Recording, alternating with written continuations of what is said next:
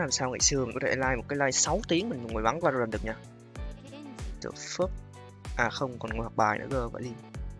God damn.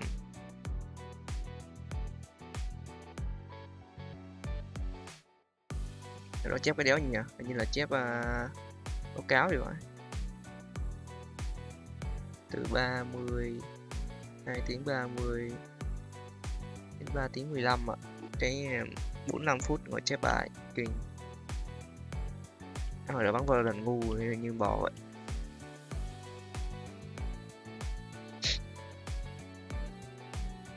Cái chuyện một hết rồi. Free Fire chết luôn ạ.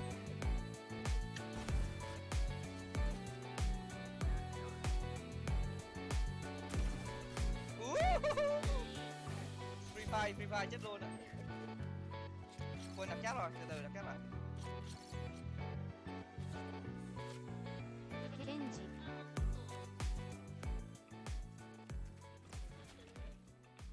Snowman rồi nè. Kia Snowman rồi. Phụt mẹ rồi. Bắn hụt quá trời.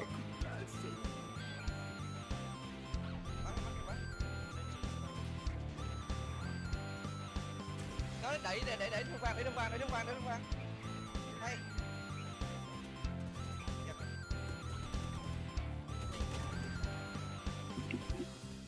Cắm cây.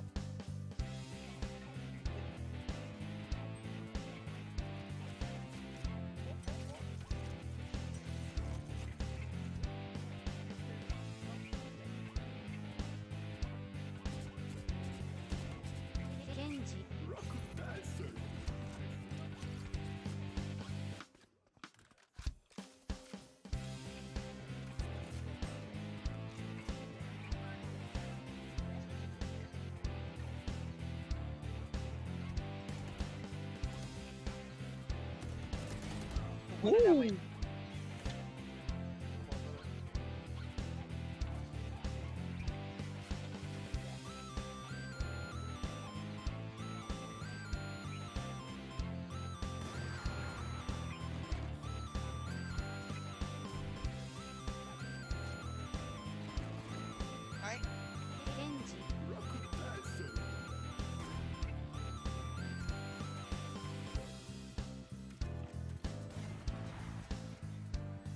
Kìa.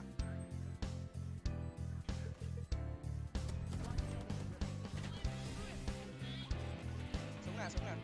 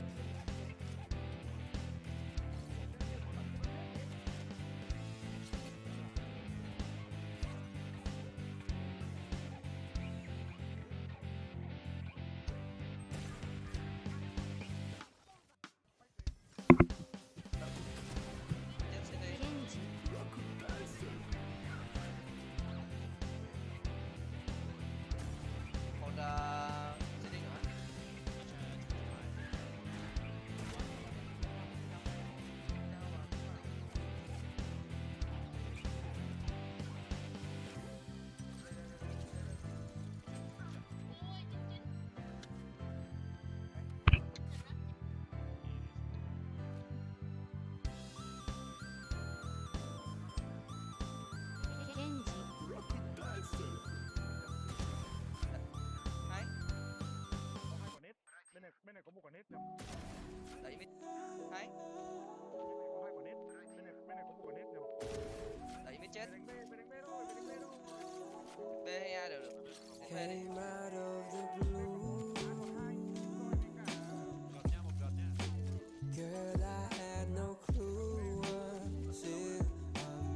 Em kê lâu rồi vòng ba nè.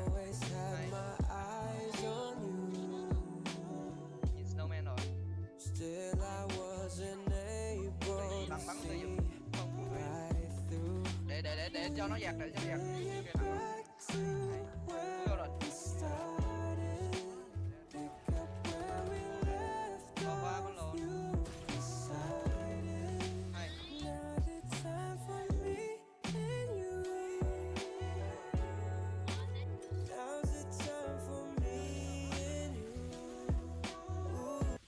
Thôi, vô thôi. Ngồi coi mấy cái này ghiền đấy. Cái ngày xưa bắn cũng được lắm hết đồ đó. Ê, quên. Nay ta sẽ chơi Kingdom Deliverance. Deliverance. Mấy nay xem thấy ông Dũng CT ông chơi cũng ghiền phết. Mà đang giảm giá mùa đông. Thấy không? Tiện đang có tiền trong Steam mua luôn, chơi luôn. Cuốn phết mọi người. Vậy thôi mình cũng chơi để tìm hiểu chứ thấy ông chơi đánh đánh này có vẻ dễ quá. Ông chơi kiểu điếu điếm à. Dũng CT thôi mình chơi mình trải nghiệm cho thấy nó như thế nào. Chứ thấy ông chơi cứ bị nhanh nhanh thế nào ấy. Mình muốn tìm hiểu hết luôn, thích mấy cái tựa game kiểu thế giới mở lắm á. Chơi có nhiều cái để mình tìm hiểu, có nhiều cái để mình khám phá. Nhiều cái xưa cũng chơi Skyrim nhiều lắm. Tìm hết tìm hết rồng để giết mà. Đây rồi. Và chúng ta đến với Kingdom Come Deliverance. Bản khóa Việt khóa thì được Việt khóa bởi team Red, một trong những cái team mà Việt khóa có tầm nhất ở Việt Nam. Charles IV, King of Bohemia Các bạn có thể tải and Holy Roman Emperor, bản had a lịch long and ở trên successful reign. trang web tên chủ của team Red. The empire he ruled from Prague expanded, and his subjects lived in peace and prosperity.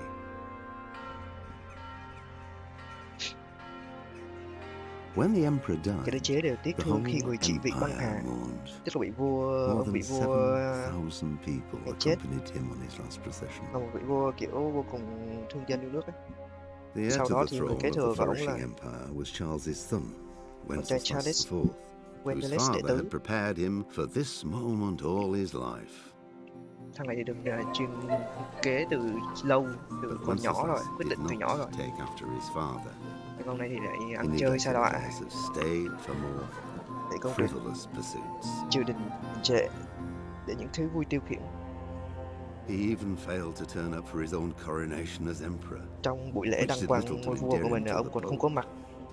Hình ảnh của ông bị bôi nhọ. Wenceslas the Idle, Wendeles hid bù not nhìn cũng to chẳng được impress các the quý tộc dưới imperial quyền, nobility chẳng được lòng either. các quý tộc dưới quyền. His difficulties mounted Bất until an the chồng chất, nobles, exasperated suy by nghĩ the chắc cũng inaction of thích their đức ruler, của vị turned for vua, help to his cái half sự giúp đỡ của brother, người anh cùng cha King khác mẹ. Sigismund of Vua Hungary. Sigismund, người Hungary. Cái thằng người Hungary này là người sẽ Sigismund decided on a radical ông này đã đưa ra solution. một He cái phương pháp kidnapped the king bắt to cóc nhà force him vua to và ép ông abdicate, phải thoái vị, then took advantage of the ensuing disorder gieo rắc to gain hỗn mang greater trong đế chế power for nhằm đoạt lấy himself. quyền lực. He Là invaded ông vua, Bohemia ông with a Sigismund này là massive em army and began lại pillaging the territories of the king's allies. vua đệ tứ hả? Đệ tam chứ. It is here that my story begins. Ok, bây giờ là lúc nhân vật Henry này.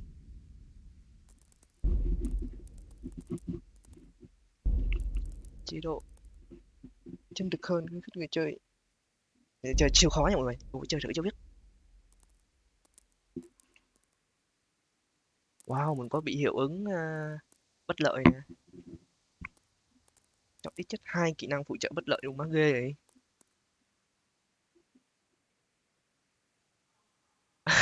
Phải liền đần độn. Mẹ bạn đừng lỡ để bạn rơi đập đầu vào đất bà ta. Hôn nhẹ vào chỗ bị đau và vết sưng biến mất tức thì.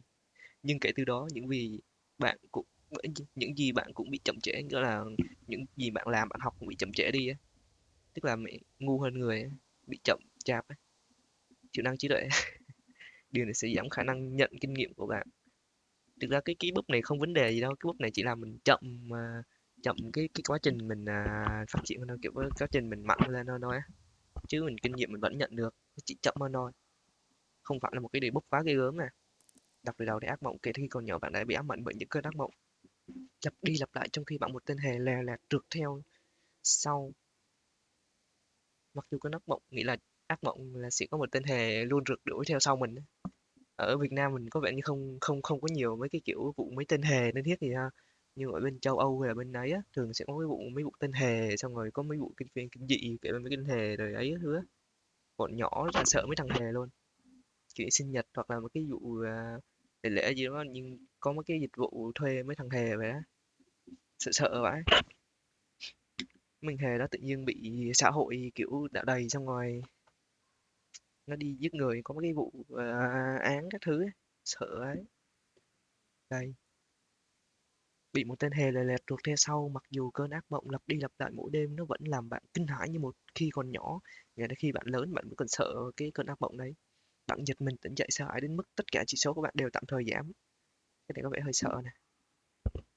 Nghĩa là mình đã từng chơi game một lần nhá, mình cũng đã coi ông Dũng CT và đã chơi qua thử một tí rồi.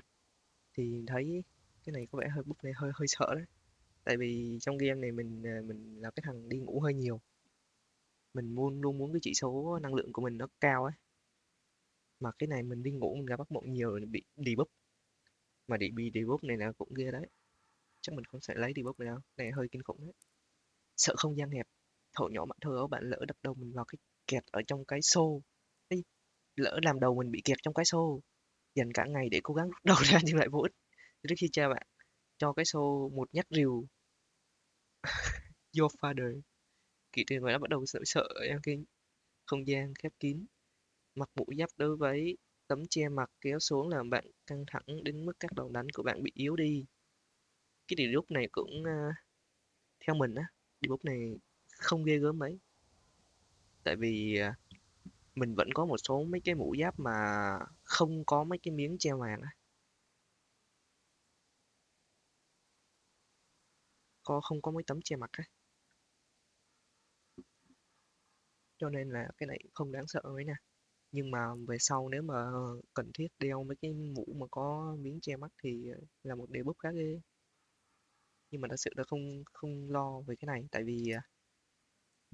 vì về sau mình có một số cái mũ mà không cần phải che mắt, kiểu chỉ đội đội trên đầu không thôi á. Không đáng sợ, mình sẽ lấy cái debuff này nhá. Gần như là nó không có ích gì, nó không ảnh hưởng gì đến mình luôn ấy. Máu khó đông, cái này sợ nè. Cùng với người cha của bạn và người cha trước của ông ấy, tức là ông nội của mình ấy, bạn bị trúng phải một lời nguyền gia truyền. Chỉ cần một cú cào thôi bạn cũng bị chảy máu, nhiều như bị cưa ở cổ. Một khi đã bắt đầu, máu bạn sẽ chảy nhiều hơn và càng khó để cầm lại. Cái này gọi là siêu kinh khủng luôn đấy. Cái này là bạn đánh nhau, game này bạn đánh nhau rất nhiều và bạn chảy máu cũng rất nhiều. Mà còn bị cái hiệu ứng debuff chảy máu nhiều này nữa thì thôi. Vừa chém cái máu chảy chảy chết luôn. Không không không không được không được. Bước này sợ quá, đáng sợ. Lần đầu mình đọc rồi nha. Hao sức. Bạn từng trải qua một cơn cảm lạnh khủng khiếp và không ngừng ho. Nhiều người nghĩ bạn không thể qua khỏi nhưng rồi bạn bắt đầu khôi phục lại. Mặc dù vậy kể từ lúc đó bạn bị khó thở và thể lực của bạn hồi phục chậm hơn. Ui cái này để bốc này ghê lắm. Cái hao sức này là thứ nhất. Game này rất rộng. Map to vãi không. Mà mình cần phải chạy bộ rất nhiều. Ngoài ra còn phải đánh nhau các thứ mà không có thể lực không chịu được. Tiếp theo đi, run tay. Từ hồi bạn còn quá nhỏ để hiểu sự đời, bạn rơi vào một cái giếng. Cái giếng là má từ nhỏ đây tay giếng rồi. Chưa được bị nghẹt mũi. À, sorry mọi người. Mất vài tiếng sau bạn mới có thể nghe được tiếng bạn khóc. Thì họ mới nghe được tiếng bạn khóc và giải cứu bạn ra. Kể từ đó, lâu lâu bạn sẽ bắt đầu run rẩy cả người, như thể bạn bị rơi vào một cái giếng tối tăm lạnh lẽo. Không hề có lợi cho việc bắn cung, móc túi hay phá khóa. Không, không được rồi, cái này debuff cũng lớn đấy.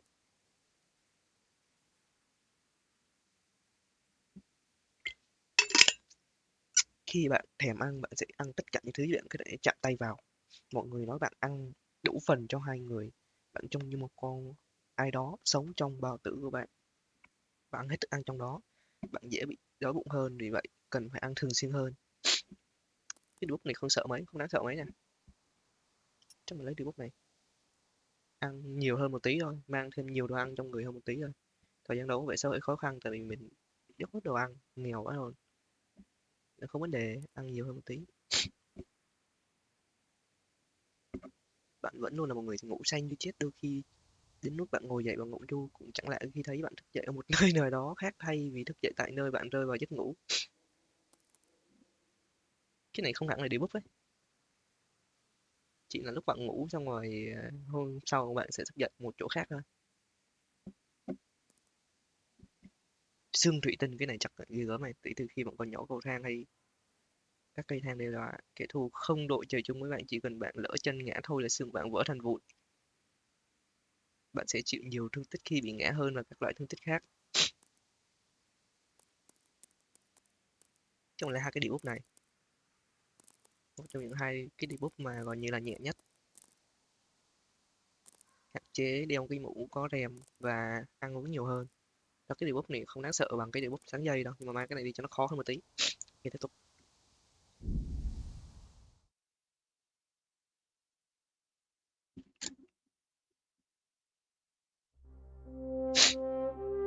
Thời gian đầu của thế kỷ 15, khoảng thời gian hỗn loạn của đánh đế chế La Mã, đế chế phát triển cực kinh thịnh vượng. Dưới vị trị của tiền đế chế Charles IV nhưng giờ đếp cực độc, sự lười biếng của nhà vua đã làm phần đông giới quý tộc phẫn nộ và cũng như nhiều anh em cùng cha khác mẹ của ngài xua vua Sigismund xứ Hungary. Mình đọc chậm quá mọi người, mẹ nó. Đọc thầm thì đọc nhanh hơn nhưng mà đọc kiểu phát ra mồm mình đọc chậm lắm. Nói chung là kể về việc ông vua Sigismund bắt đầu những bước đầu để mà chiếm cái vùng đất của ông vua Weles này, Weles gì đó, mình phải tên. Và đây là mỏ bạc Scarlet năm 1903. Wow, game này ra từ hồi 2015 rồi, đồ họa như vậy thì cũng khủng. Từ nét chơi con game như là mình đã coi một phim. Quay về thời Trung Cổ, nhớ đến thời ngồi coi phim gì nhỉ? Xưa mình coi Game of Thrones, ôi ghiền quá. Thôi tập trung vào game nào. Đây là mỏ bạc. Cái này là khu chuyên đào bạc của khu Scarlet.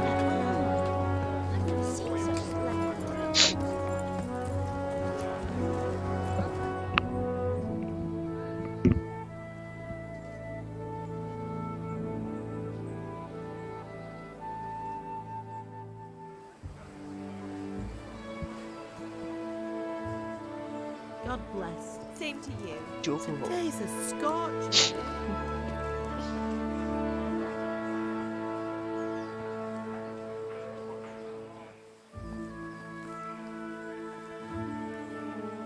Nhân vật này là nhân vật mẹ của Harry, và đây là nhân vật bố của Harry. Well, husband, how goes it? Mình thấy nhân vật người mẹ Harry này là một trong những nhân vật mà mình thấy được tạo hình lên xinh đẹp nhất trong game. I need him to run some errands. He was still sleeping when I went out. At this hour? Blue-blooded idler.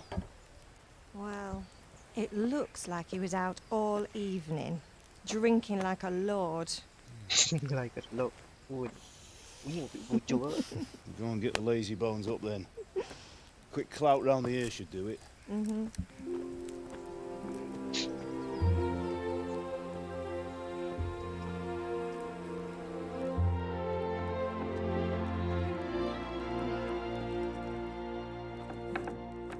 Henry, get up now. There's work to be done. Mother. Get up or I'll come get you up, you slug of bed. Hear that? You'd better not vex him. Now get up quick. Your breakfast is on the table. Ok. Wait, what's this? Ôi, tay bị Have you been... Oh, Henry. How many times have I told you about fighting? Oh, it's nothing. Vậy là Henry này cũng It's just a scratch. bảo lắm ấy. You've been at that sword play again, haven't you? À, You đến better chỗ thông pray kiếm, your father doesn't get to hear of it. đi học kiếm. You know how he feels about it. Oh, don't worry, it wasn't that. I just scratched myself is all. Well, just don't come crying to me if you really do get hurt. Now get up, you rogue.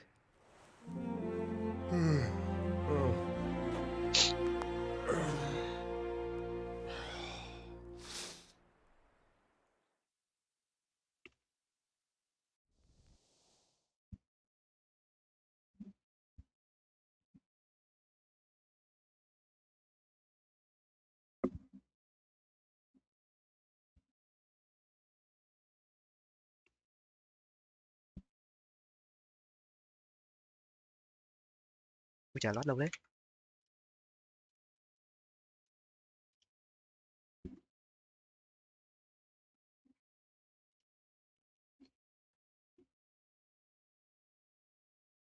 A fine state you're in this morning. Mày What on trông con earth sáng did sủa you get nhỉ? up to last Đêm qua night? chui về xó là thế hả con? Đây rồi. Cái này sẽ được tăng bút cho mình à? Bút cho mình một cái chỉ số à.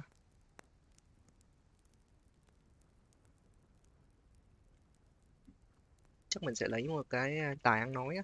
Tài ăn nói trong này nhanh nhẹn cũng được. Lấy cái gì vậy ta?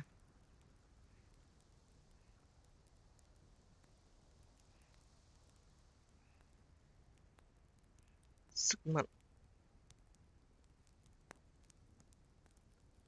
Lấy cái tài ăn nói đi. Nothing much. Me and the lads were just having a chat in the tavern. Some wayfarer stopped by. Cúc về nhà lữ He hành was dừng telling chân us ở what's đó. going on in the Kể cái world, chuyện này, and chuyện nọ. well, Nên nọ. Quên I chẳng lost cả track of thị. time. Quên bẵng Well, cả I thị hope giờ. he didn't fill your head with nonsense. Well, I've got a feeling there's something you're not telling me. Mẹ vẫn nghi là mày And giấu it's giếm chuyện gì connected đó, with chắc chắn là that liên quan đến scratch on your những vết chảy hand. đáng nghi trên tay của And mày. that suspicious Thằng cha lạ looking mặt mới xuất character hiện trong with a làng. sword.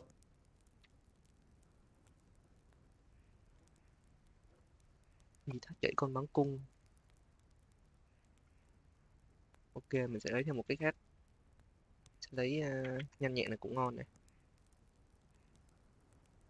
Nhanh nhẹn hoặc là sức mạnh thôi. Hiệu lực này mình lên từ từ được. Chắc là lấy sức mạnh. So I'm learning to sword fight, and what of it? What harm does Chưa it đấy do? có sao đâu, có hại gì At đâu. least Ít I'll be ra able to mai defend mốt con myself. có thể học được cách tự vệ. God a Trôi book, trên Hal. cao. You know Cha, how cô your biết cha father nói will gì nếu react when he biết finds out. How? What's he gonna do? I'm doing nothing wrong. I just wanted to try it. On your own head be it then. I can't stop you, and you can deal with your father on your own. Don't come looking to me for help. Ok.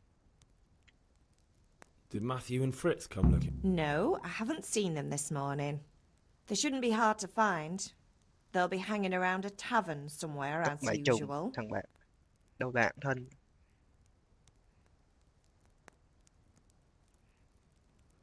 That's Mày đã hiểu unfair. nhầm. Really? So where were you until the Liên quan vào đây small đâu đến tận hours sáng. last night? I was with Bianca, of course. Bianca. You mean Đi at với Bianca's Bianca tavern? ở quán rượu. And who was there with you? No, don't tell me. Let me guess. Matthew and Fritz. Well, at least you were with Bianca. You should hold on to that one, Hal. She's a clever girl. And invite her for supper sometime. Your father's very fond of her. Yeah, of course he is. He thinks he'll be able to wheedle the secret of beer brewing out of her. You're right there. You'd think he was planning to become a brewer in his dotage. Still, that's your father for you. At least he's interested in something, unlike you lot. You're too busy getting into mischief to do an honest day's work. If Fritz and Matthew carry on this way, they'll wind up swinging one day. You mark my words. Is father angry Cha có with me cáu for không? sleeping late? He's not happy. Yesterday you promised him you'd help finish that sword for Sir Radzig. He's Hôm not qua as đã young as hứa he là was. sẽ làm And you know coi how làm his kiếm cho ngài joints đắp pain xích. him. He's too proud to complain. Ông ấy không còn But he khỏe. needs your help, Henry. I know. Don't worry, Ma. Good. He always says his knees ache when there's a storm coming. I hope they're wrong this time. It's looking like such a nice... Tức là hôm nay mình sẽ giúp ông bố đi làm thanh kiếm cho ngài đắc xích. Ngài đắc xích là ai thì chúng ta tí nữa sẽ thấy. Hồi nãy chúng ta như cũng có gặp qua trong lúc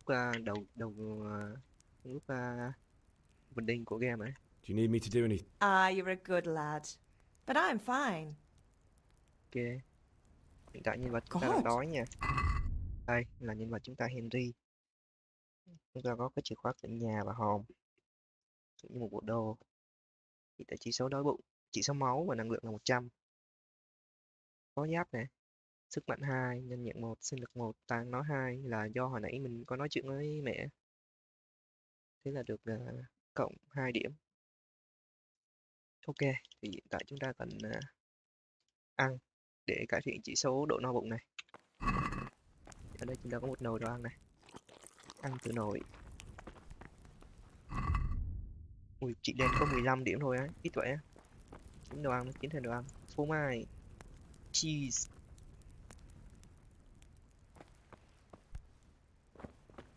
Bánh mì cuốn.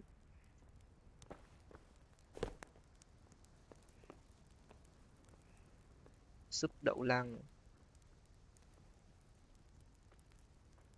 Táo lấy hết, có nhiều lấy hết. Nhân vật bị đói mà, nhân vật mình lấy bị búp mà, đói bụng mà, có nhiều đồ ăn lấy hết. Này là kho đúng không? Đây rồi, cà rốt, hành tây thôi. Cái này mình lấy sau, lấy định mất độ tươi ấy. Ăn rồi. Bánh mì cuốn 2 cái, phô mai 2 cái.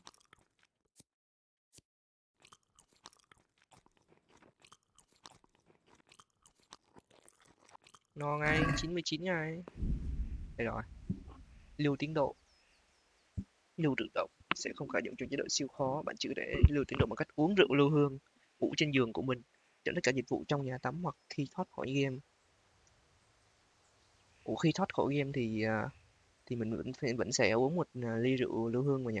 Phải có rượu lưu hương trong người để lưu, ý là như vậy. Game này khá hay ở cái chỗ khác với mấy game khác là không có cơ chế lưu lúc nào cũng được á. Tức là bạn phải có trong người một cái vật phẩm gọi là rượu lưu hương.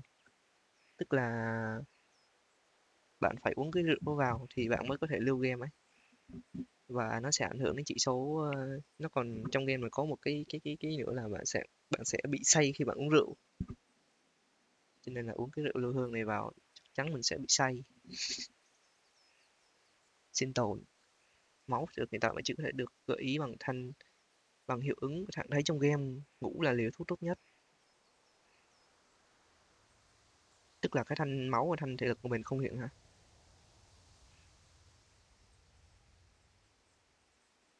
Ngủ là để có thể dùng thuốc và thức ăn để hồi máu nhưng sẽ mất nhiều thời gian để có thể phát huy tác dụng trong chế độ siêu khó. Thức ăn trong những cái nồi rải rác khắp nơi trên thế giới cũng không thể lấp đầy bụng của bạn. À, tức là giống như nãy mình ăn ấy. Mình thấy ông Dũng CT với cả mình chơi trước là mình thấy ăn một cái phần ăn từ trong nồi ấy, như cái mình thấy trước mặt mình này, một cái nồi đồ ăn này, ăn một phát là no luôn, gần như là lên 30 chỉ số đói rồi bây giờ ấy. Nhưng mà hồi nãy mình ăn mình thấy cộng có 15 điểm mà. Phải tự kiếm đồ ăn cho mình, tức là mình phải có đồ ăn ở trong túi để phòng trừ sẵn. Bản đồ và chỉ dẫn vị trí friendly không được biểu hiện trên bản đồ. What the fuck? Và các địa điểm sẽ không hiện trên la bàn. Vãi lồn, bây giờ khó thế. Mình phải tự mò à? Căng vãi.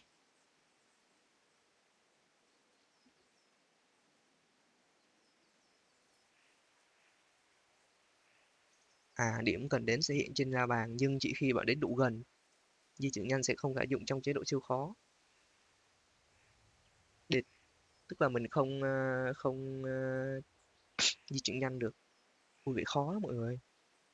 Chơi chế độ này không được rồi.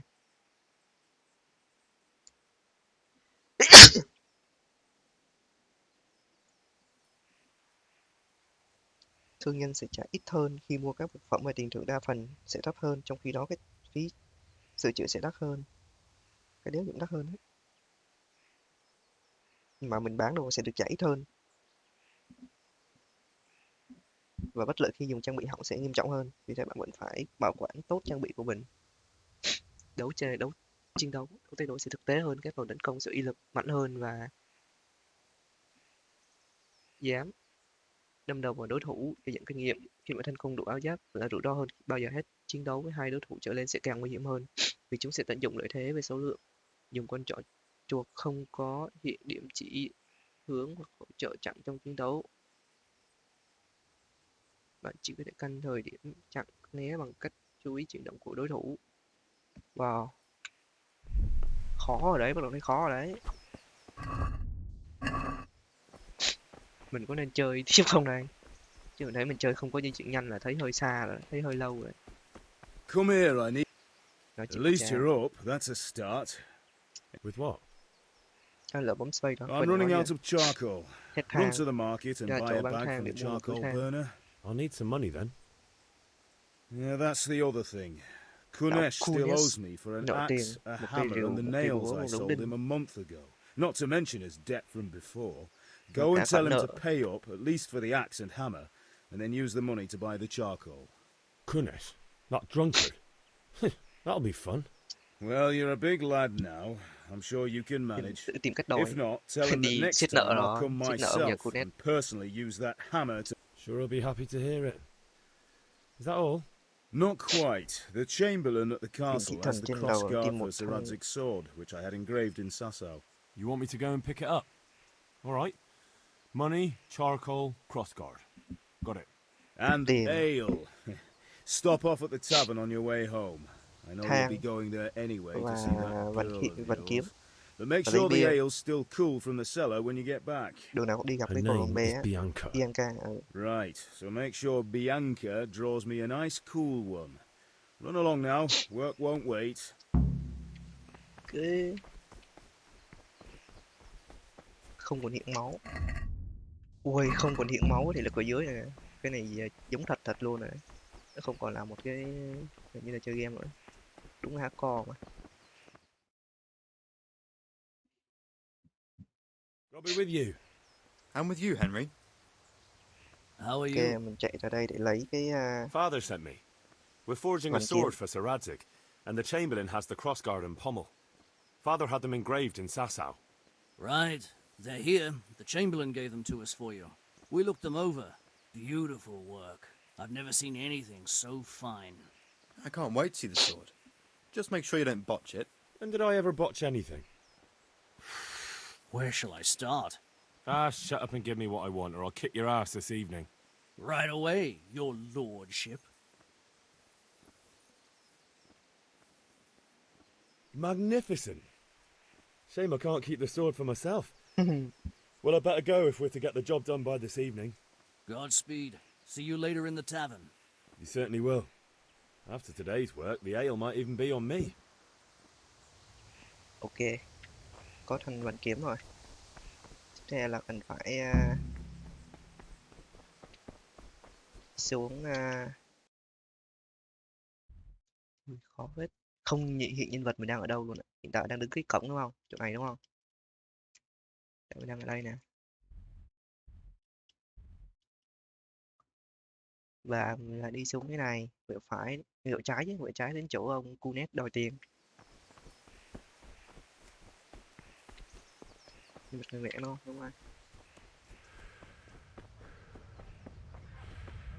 Chạy tí đã hết thể lực rồi.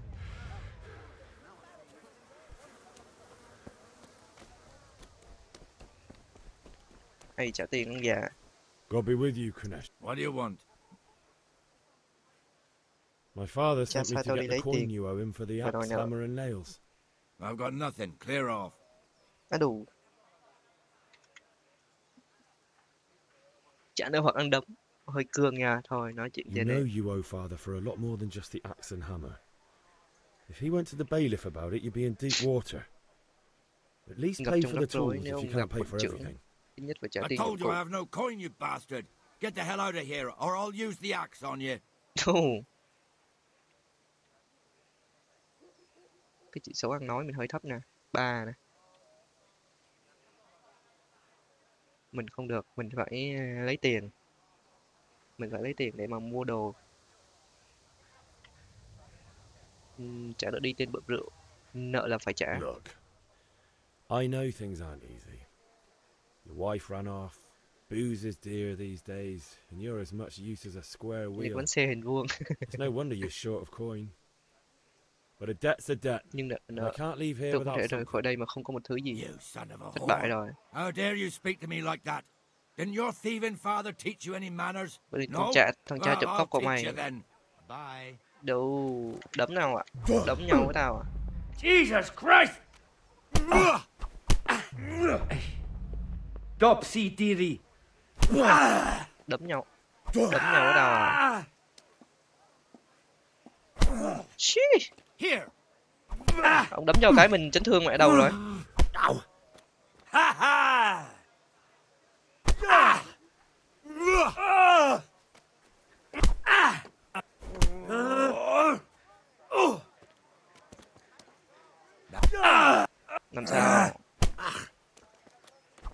đấm nhau thì đấm nhau thôi.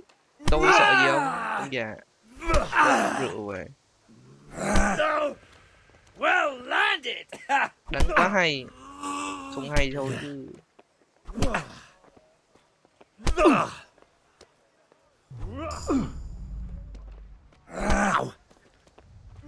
Đấm ghê đấy.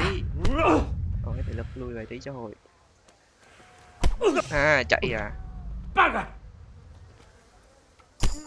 Làm sao tuổi. Đấm cho veo mồm ngay. I give up. Take Nên what thôi mà you mình muốn want. đi. Nó không It's nhiều. not Nhưng đó là much, tất cả gì but tao it's có. all Mày I thấy không? have. Ok, ông đưa mình chìa khóa nhà rồi. Đi vô kiếm này. Nhà có gì không?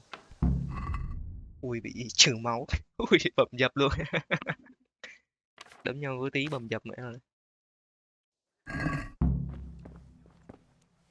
Rồi trong nhà có gì không?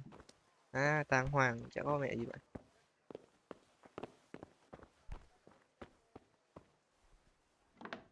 Phòng này thì sao?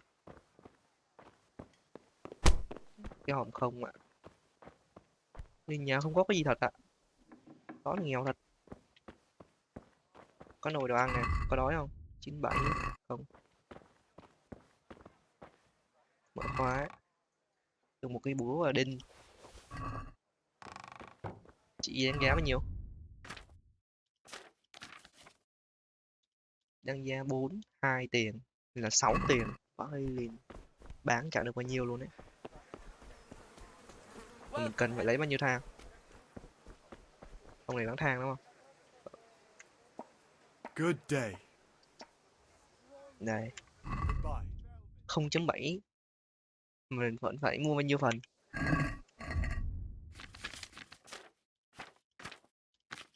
Nhiệm vụ. Mua một túi thang ở chợ, mua 10 phần thang. Vãi liền. Kiếm đâu ra tiền trời? Kiếm đâu ra tiền vậy? Để ổn rồi mọi người ơi. Bán chừng này để đủ tiền. Nó phải bán cái gì đi rồi.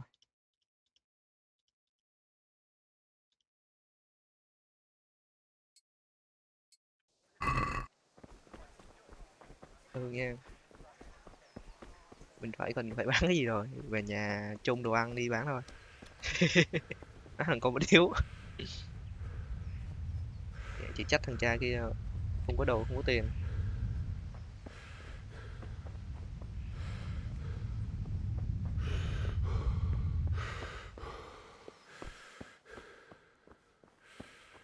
Đây táo nhỏi.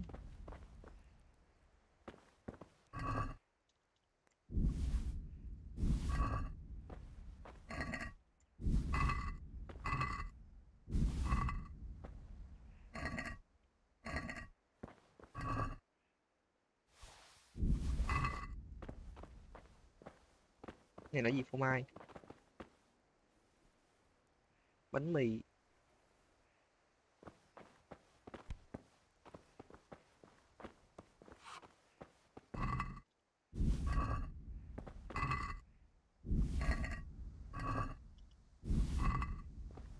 Rồi, nhà có gì vét sạch rồi đấy. Giờ bị chấn thương về. Không bị thương. Không ngừng chảy máu. Oh, now, stop squealing like a baby and show me that. There you are, good as new. You ought to learn to do that Phải học yourself. cách tự băng bó. Thanks, Ma. Ngon được mẹ băng bó cho. Hết bị chấn thương rồi. Ừ, hết bị hiệu ứng chấn thương rồi.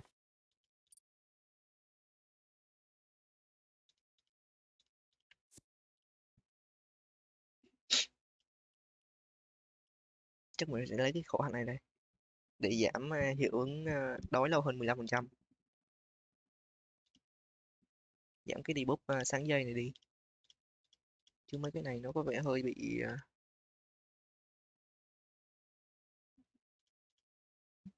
Đi, lấy khẩu hành đi.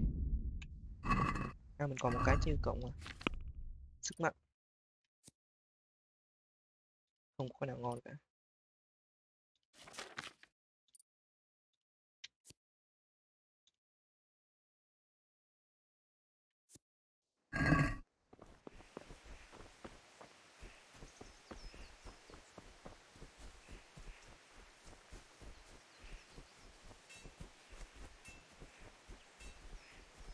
Được, đi bán là mua than thôi.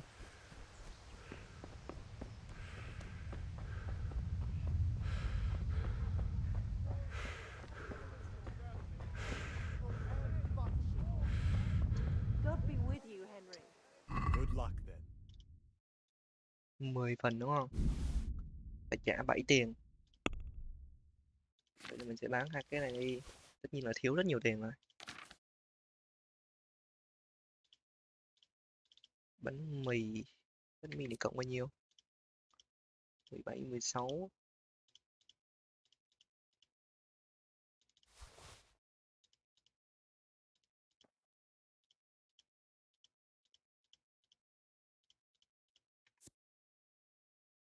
Thiếu 2.900.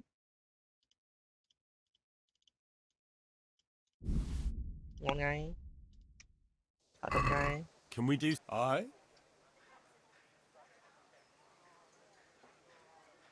You're right. Mày đứng một thằng keo kiệt. Forget it then. The fuck? Vậy thì bị ô ấy sẽ tăng giá à? Không, chưa bị tăng, may quá.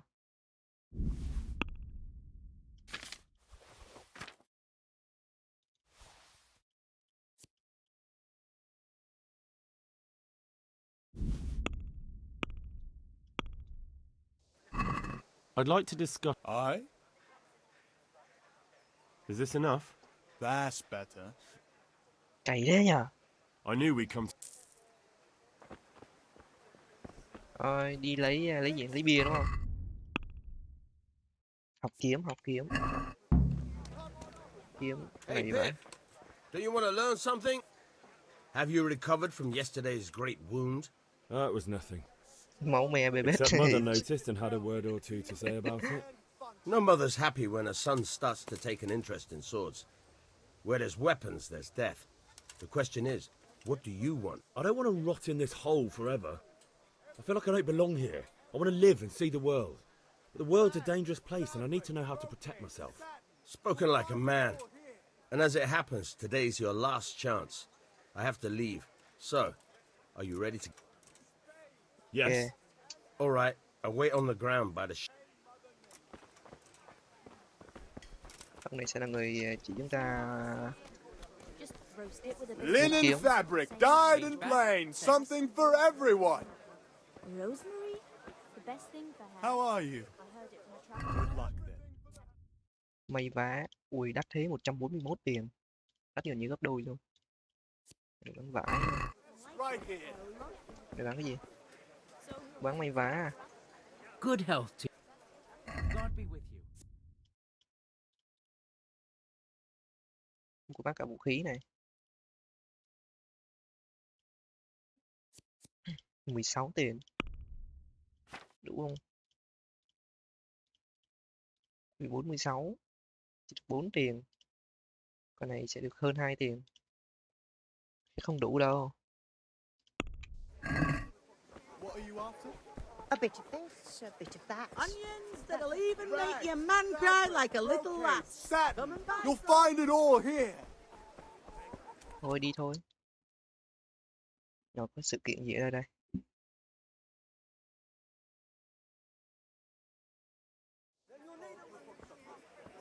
You can't be serious, Deutsch. Insulting our king. Discord đang xúc phạm nhà I vua. say only the truth. Sigismund has done only what he had to. He had to abduct the king. He had to lure his cousin Prokop into a trap and imprison him. He had to invade with his army of Tatars and besiege Kuttenberg. Why not? What is this Wenceslas for a king? The empire is falling asunder in his hands. The German counts elected Ruprecht of the Palatinate as king because your Wenceslas would not go to their deeds even. German counts. Traitors. Now even the Pope God be with is you, opposed Henry. to your king. I'm with you, So Matthew. are such lords as What's going on here? Rosenberg. Deutsch is spouting shit. What? Just listen and you'll hear for yourself. Someone has to bring order and reunite the empire. What do I care about the Austrians? And nowadays, not even the devil himself can keep up with all the popes. Which is the rightful pope? The one in Rome or the one in Avignon? Do not blaspheme, Alex. No, it's true, though. Wenceslas is the king of Bohemia. Bohemian nobles are on his side. To hell with Rosenberg and his cabal. Sir Radzik is Wenceslas' commander-in-chief. He stayed loyal to the king. And if he heard you talking like this, he would have you whipped like a dog. Your Diet will soon have nothing left to rule. Jobst had to sell Luxembourg to help your king. South Bohemia is with Sigismund and don't forget about Kuttenberg, where Germans like you kissed Sigismund's feet to keep their heads. Yes, but... Goodman Deutsch, this is pointless. Let us talk of more pleasant things. My words exactly. Deutsch has gone too far. Wenceslas is our rightful king. Deutsch is an idiot. But what can you do? I might have an idea. Deutsch deserves to be taught a lesson. Đáng có gì mà mày học? Too right, Matthew. Should give him a proper hiding. Are you mad? Do you want to end up in the pillory? Don't listen to Fritz. I've got a better idea. Deutsch was talking such shit, it made me think of that huge parliament. You know, the one right next to his freshly whitewashed house. Người nhà mày có bồi cộ mày. You think we should redecorate for him? Count me in. Well, I'd rather torch it, to be honest. But throwing some tears will do. What do you say, Henry? But I was going to get ale for father and a few other things. We're finishing Sir Radzig's sword. Come on. Throwing a few handfuls of manure. Không mất cả ngày đâu. And it's our duty to defend the honor of our king. So, đám bạn khá phát đấy. Are you with us?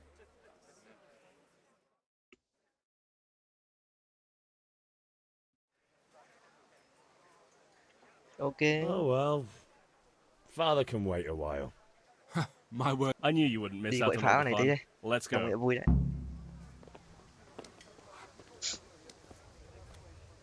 Ok. Bây giờ mình cần phải mua rượu. Hey, hello em Bianca. God save my lovely. Nàng cứ You're chúc cái rượu looking nàng well thì được today. ra hôm nay trông nàng xinh quá. You too, handsome. What brings you here? Là nàng đấy. Ui. Oh, noble sir. I'm as honored as any simple maid can be. And apart from my beauty, what else might your worship desire? I need ale for Một father. vại bia cho cha. A pitcher as usual? Aye. Bring me a cool one from the cellar. But of course. Here you are. Thanks. Thời ngày xưa như không có tủ lạnh đúng It's không? on me today. Bia phải để dưới You hầm can để pay giữ me lạnh. back this evening. Out of the question. Không có trả tiền. Here you go. And this evening I'll have something more for you. I can't wait. Thanks. You'll have something to look forward to this evening. Ấy chà, tối nay có You too. Oh, by the way, that shifty-looking fellow was asking after you. Vaniak? I suppose. He's a man who makes his coin robbing honest wayfarers. I'm sure of it. I'll be happy when he's gone for good. But what in heaven's name are you up to with him? He promised to teach me how to use a sword. What use would that be to you? Enough. You sound just like father. I'll be going now. See you this evening. Hal, I've got something special for you. Is that so? Now what would that be? Your favorite. Really? You're an angel. Ngon, chúng ta I có hope rượu lư you'll hương này. thank me properly later. You bet I will. 5 rượu lư hương luôn, ngon. Đúng là bạn gái mà. Rất tuyệt vời. So, God be with you. Xem nào có gì không? Một ngày ở tử quán 66 tiền đắt đấy. Hiện tại mình chỉ có 0,3 tiền thôi. Vé này đang có 150 tiền. Giàu đấy nha.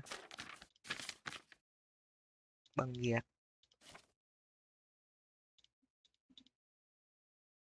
Bia này. Rượu lư hương 132 tiền một cái. Bé cho mình 5 cái. Cũng căng đấy đấy. Thôi, không có tiền trả được cái gì cả. Được rồi, gần như mình có đủ mọi thứ rồi nhỉ. À, học kiếm nữa. Đã đang ở đây, mình chạy dọc xuống đây. Trên này chứ phải. Học kiếm trên này đúng không? Trên này. Đám bạn nó đợi dưới này. Chính xác luôn. Henry, I'm glad you. Ui, So học we giờ doing phải this đọc or map not? ghê đấy. Chứ không Wait. là We have to check that lạc the một cái coast là is vỡ clear. mồm. Why? The Deutsch is in the tavern. But maybe you noticed after all these years that he has a wife and a son. And Nhà có that's a một vợ và một đứa con problem? trai. Aye, it is. Henry, you go lure her away somehow. Why me?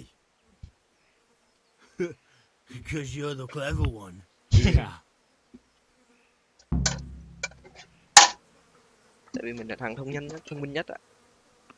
Bây giờ cái D-book ở đâu? Mình đâu có lấy cái D-book đấy. Tưởng lấy cái D-book đần độn nhé.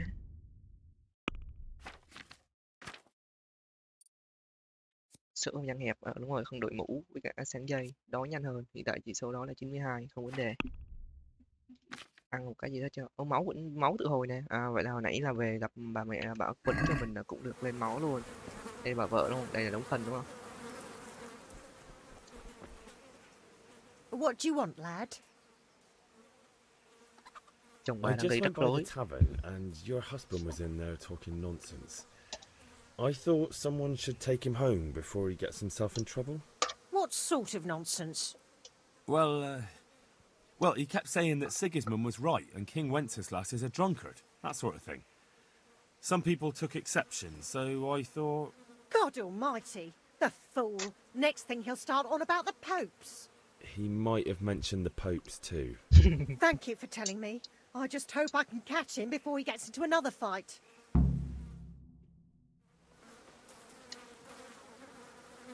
Ok, lùi được bà vợ đi rồi.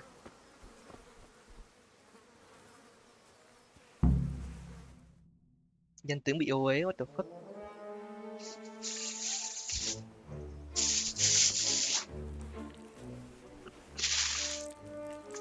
Rin cầm tay không lên luôn á.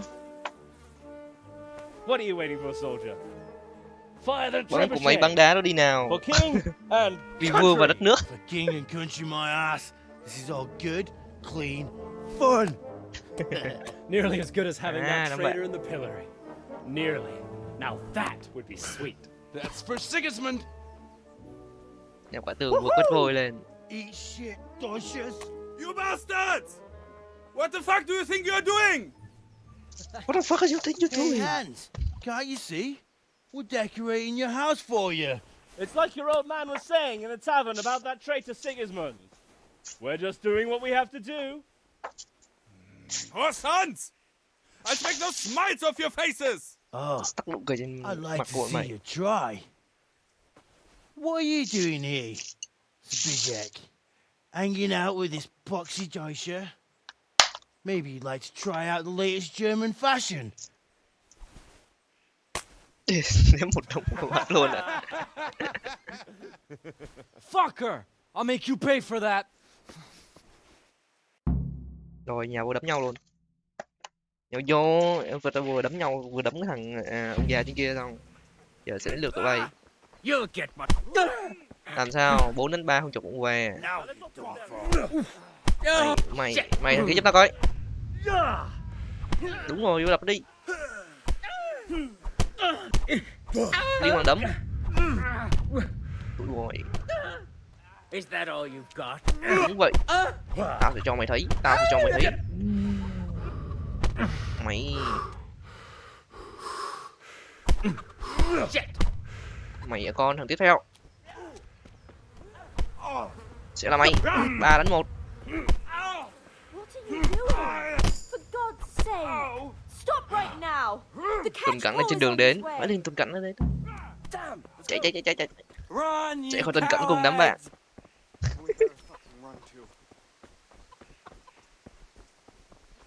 Good day, Henry.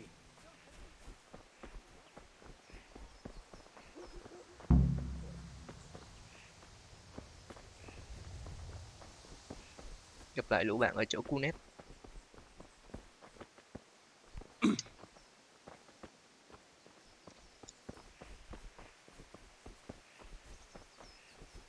Cunet là chỗ nào? Rồi cứ đi theo bọn này là đến chỗ đó đấy.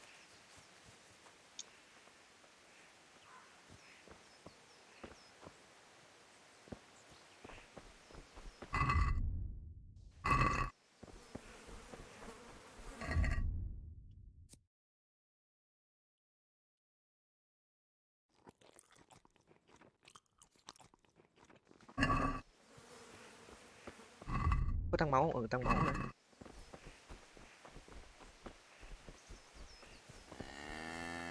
Mình lại phải ăn xong mới tăng máu.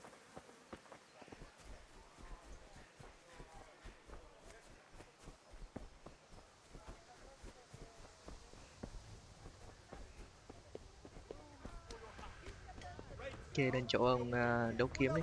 Đặt kiếm đi. Henry, Thanh niên vừa đấm nhau với mình đúng không? The Big Six nè.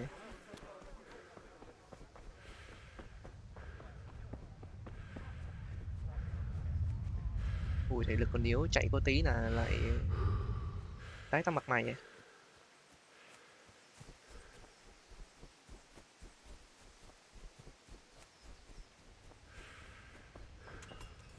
So, can we get started? We can. Good.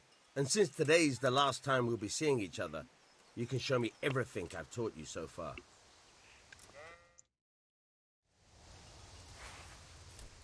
Very well. Let's start with the basics. Keep moving. Your life depends on it.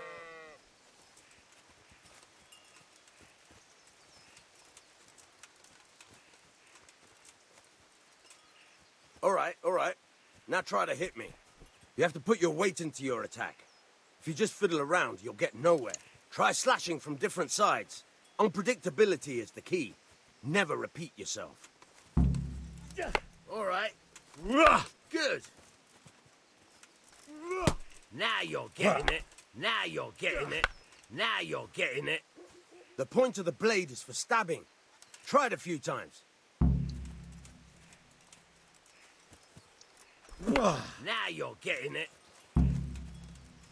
All right. Good. Once again. Good. Let's try something else. One strike I can fend off without a sweat. But if you chain your strikes, I'll have a much harder time. As soon as you land one blow, follow it with another. Very good.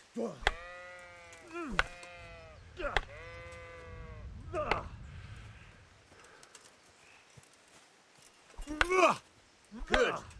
Once again.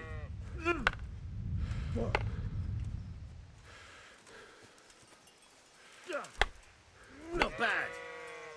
Again. Okay. I don't know about you, but I'm tired and thirsty. Remember though, train hard. No one becomes a master swordsman overnight. You have to work and work. And the main thing is to use what you've learned in real combat. There's nothing better than experience, believe me.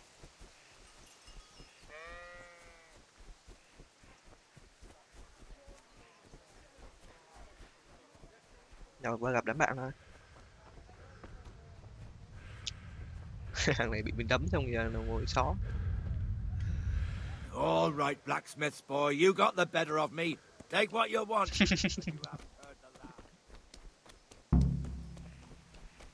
God save you, Henry. Well, we sorted that Deutsch out. That was pretty close, eh? That old bastard didn't stand a chance. True, but I'm worried that fucker Hans will snitch on us. Well, let him. Then I'll snitch on him. And anyway, what can they do to us for throwing a bit of dung? Good point. It's not as if anyone really likes the Deutsch.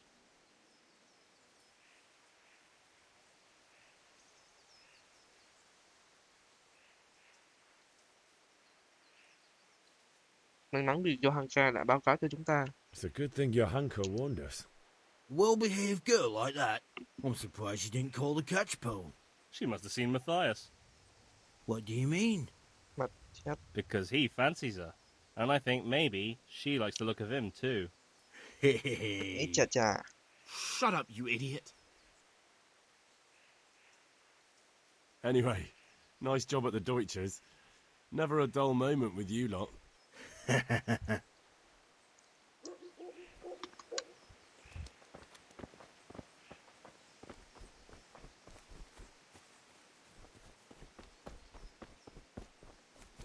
À, là thế là này à?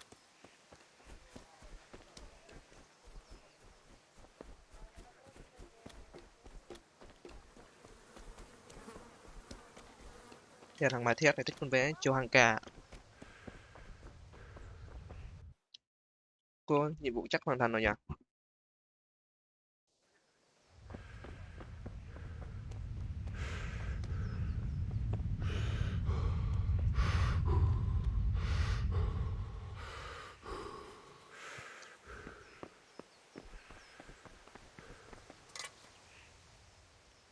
About time. Have you got everything I wanted?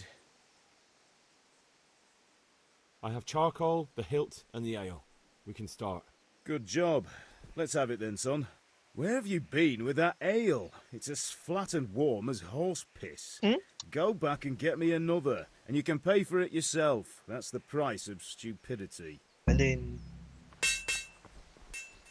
Bia bị ấm rồi, vậy là mình phải lấy bia xong mình chạy lên luôn. Em lấy bia xong mình đi lên tinh đi làm. Anh những già khó tính thế.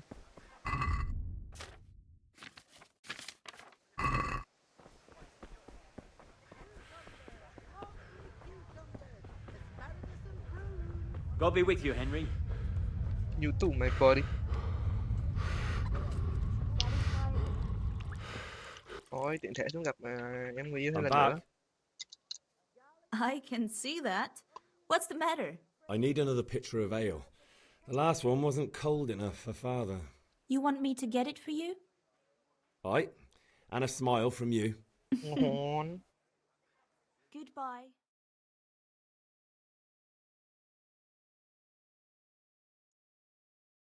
Here you are. Thanks. It's on me today. You... Out of the question. Here you go. And this evening I'll have something more for you. I can't...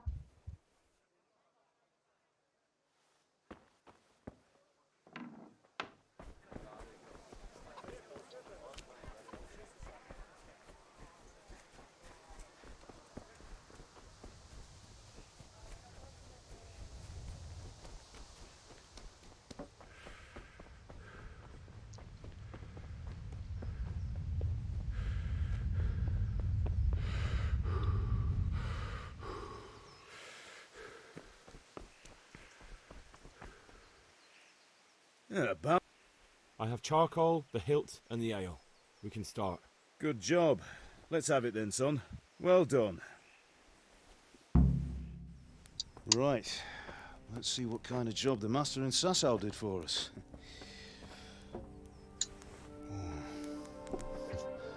Look at that, lad. Well, that's what I call craftsmanship. Wow. What does the inscription mean? I'm damned if I know. Chú kiếm đẹp nhỉ? Doesn't look like Czech to me. Vần chứ. Latin, maybe? Lord Radzig ordered it. Oh, this will be the finest sword I've ever made. Have you got the charcoal? Good. Then fire up the forge. We'll put it all together.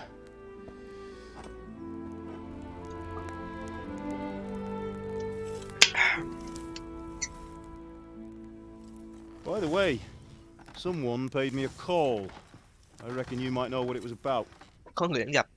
Liền vậy là đi bị mắt rồi, mắt chà. Really?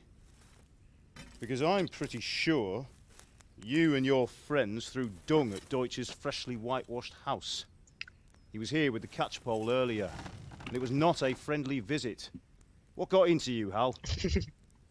That Deutsch was talking treason in the tavern about Sigismund and the king. He got what he deserved. Got what he deserved, did he? You can go and clean up the mess you made and apologise to him. I have a trade to run. The German pays well, and having my son in the pillory helps nothing and nobody, least of all the king. You understand? Yes. Look me in the eye, Henry. Do you understand? I understand. Good. And we'll never have this conversation again. So you think it's right to let traitors speak ill of our king? The boy gets caught, making a fool of himself, and he still hasn't learned his lesson. So Deutsch spouts rubbish and what? You turn into a common thug. You might win a fight with violence, but you'll never win an argument. Remember, Henry, If you want to convince someone that they're wrong, try using your mouth and not your fists.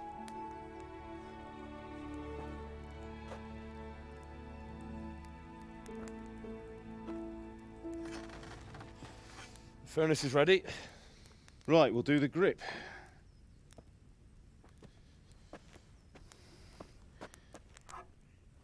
I'll heat it up, and when I take it out, you slip the grip on so it fits exactly. You know what you're doing.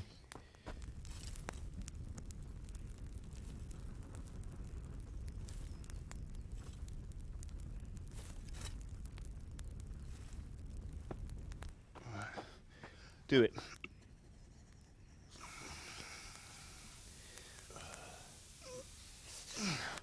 Good. Once more.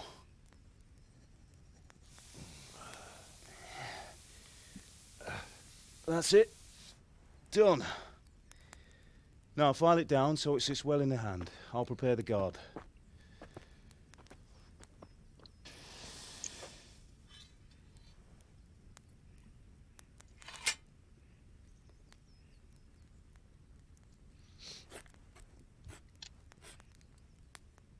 Father, why did you leave Prague? Who ever heard of a master swordsmith making horseshoes in a village? I had my reasons, Hal. And here I have your mother and you. Why would I want any other life? Do you remember Emperor Charles? I do. Life was good under his reign. Better than now. He built half of Prague and a score of castles, had a bridge made over the Moldau, and founded a university, and all without a war. He knew how to rule.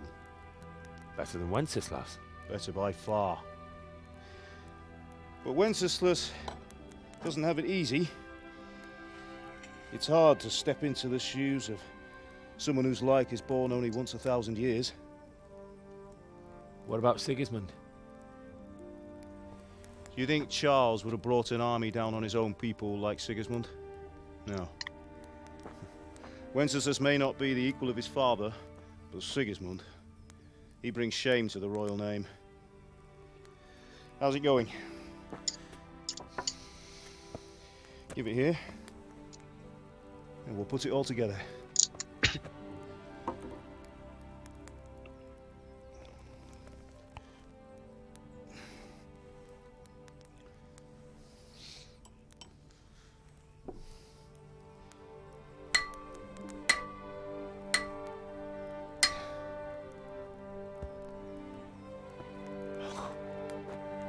It's magnificent. Wow. Indeed it is. The Lord be with you. My father sent me for those nails. Good day to you, Teresa. They're ready. Will you fetch them for me, Hal? They're in the trunk in the living room. Em nào đây? Teresa. Hello em. Nhưng xin lỗi anh có Bianca rồi nhá. Xin lỗi em gái nhiều. Đi lấy đinh cho em về. Teresa. School. How are you? Good luck then. Thức ăn nha. Mới có một tí là giảm xuống còn 95. Độ tươi. Giảm nhanh kinh khủng.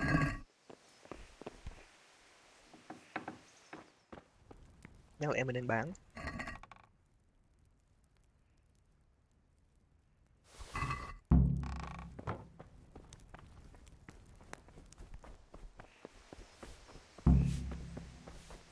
Đưa đinh cho Teresa.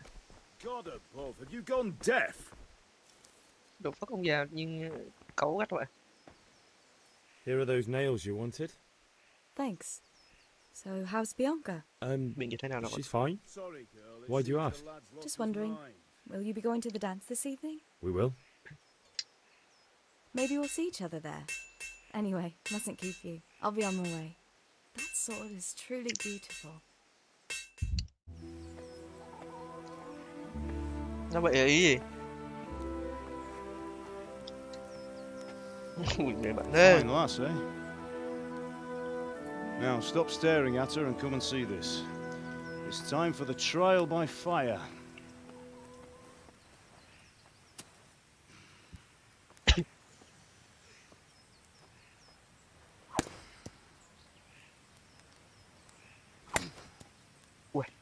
Kim bén đấy. We did Sao a nó than nhiều? fine job. I would expect nothing less from such a renowned swordsmith. Well, those days are gone, sir. You haven't lost your skills, though.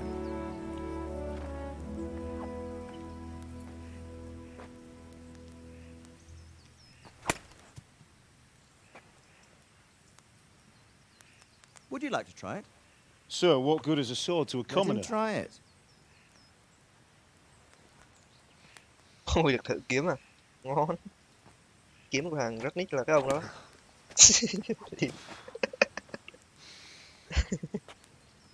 You still have a lot to learn. Ask your father to show you how. He knows what he's about. Learning his trade will serve him better in life, sir. Perhaps. But who knows what the future holds for each of us. I see that you almost have it finished. It just needs a polish, then Henry will bring it to you. Excellent. Fine work, very fine. A sword such as this will bring honor to its bearer. What say you, Svan? True, Sir Radzik. If I'd have had its like back in Nicopolis, things would have worked out differently. How odd to find such an accomplished swordsmith working in a place like this. A man of his talent would have no problem making a fortune in Prague or Vienna. You're right. It's a very long and peculiar story. I'd be glad to listen to it over a cup of wine, but duty calls, and I must leave. Here you are. Learn from your father. He truly is a master of his craft. I'm sure our paths will cross again. He certainly will. Once it's ready, send your son up to me with it. Good work, Martin. Sir.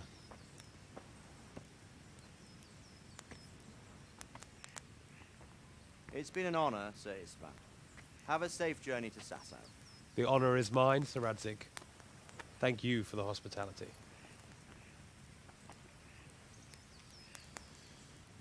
A long, peculiar history. That was a long time ago. I might tell you about it sometime, but not today. You teach me how to use it, like Sir Radzik said. Why? Well, it could come in useful. Maybe I'll travel a bit before settling down. I'd like to know more than the tavern on the green and the forge. You know the trouble with an adventurous life, son? It can end before it gets started.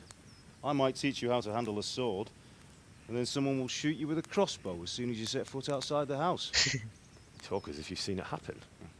A man my age has seen a lot.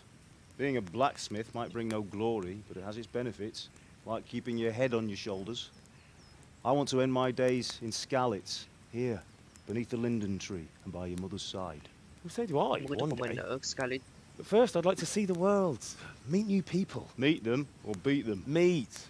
You have to keep going on about it. Then you've no need to learn swordplay.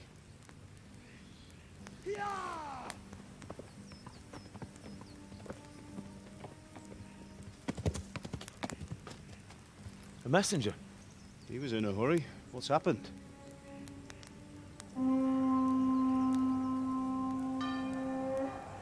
The fuck?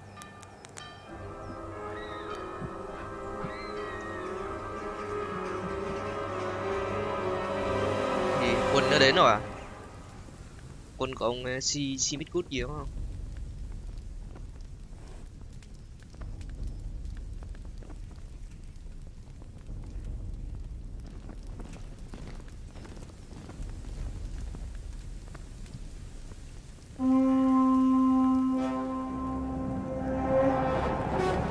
Tấn công luôn à?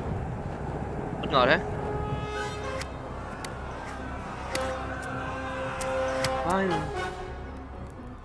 Listen to me, Al. Listen carefully. Take the sword, go into the house, and grab anything else important from the trunk. Go to the castle. Hurry. What about you?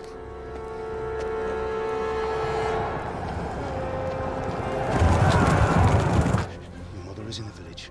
I'll fetch her and we'll follow right behind. I'll go with you. No. You'll do what I say right now. Give the sword to Sir Radzik. If anything happens, he'll take care of you. He owes me.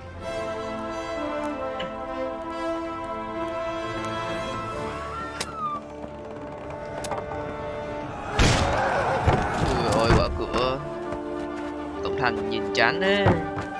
Khúc cây qua luôn. Nó giết người kìa. Ê, hình như con bé Bianca biết không? Thấy mặt bồ cam kìa. The fuck? Quickly! We have to close the gates! Move! Come on, we're closing! Move it, people! Ngôi nhà này tiệm rất nhờ, ngay chỗ cổng. Henry! Thank God! Get inside, quick! We have to shut the gates! People, come on! Mind this for me. Are you mad? You can't go back! Ở đâu Bianca đây chứ? Ở đâu phải? Bianca đâu phải? Bianca tóc khác nè. Đời bố mẹ. Bố chiến ghê phết chứ đồ đâu. Giết 2 thằng như vậy. 3 tên đơn giản nha. Má bị ông kia thấy rồi.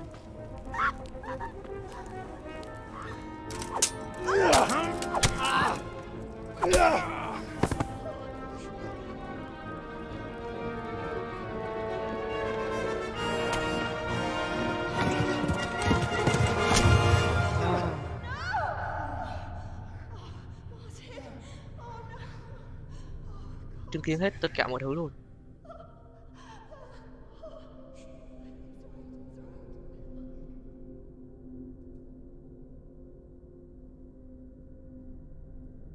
Đâm chết 2 người luôn á. Nó tàn bạo vậy thôi.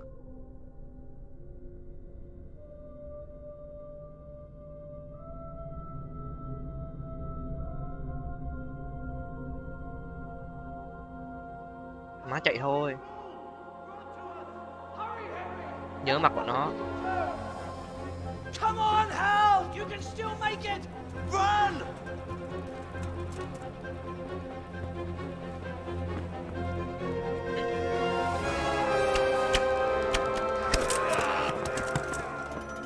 Find a horse! Ride to town, Merc! Tell them what's coming! Warn them! Run by the moats! There's a path down there! Jump down from the wall and flee!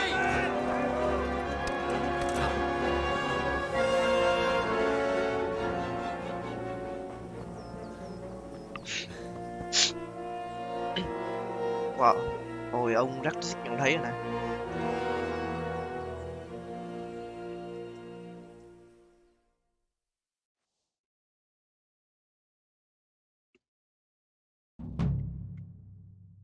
Bạn nhận được kiếm của ngày Nazi.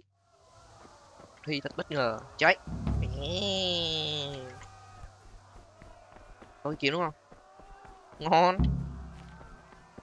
Chạy đến Tambert kiếm một con ngựa.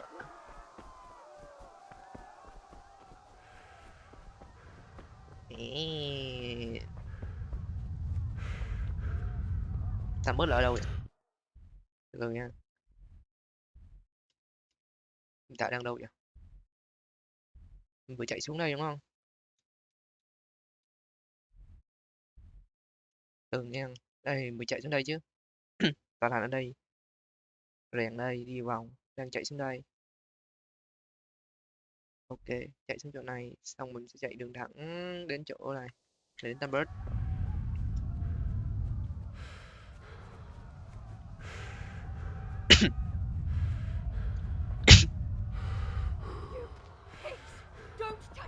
Như này có vụ gì đây? Go to hell, you Tatar beast! Nói gì vậy? Nên cứu con này không? Ai lại? Thế là xa. Đâu không? Chơi không mày? Chết mấy gì ghê vậy? Shit, shit, shit. Oh shit.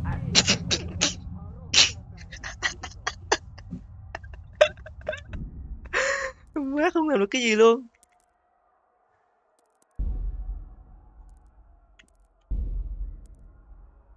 Ủa mà chơi từ đầu luôn hả? What the fuck trời ơi. Đâu không lương một cái gì luôn. Đùa tao hả?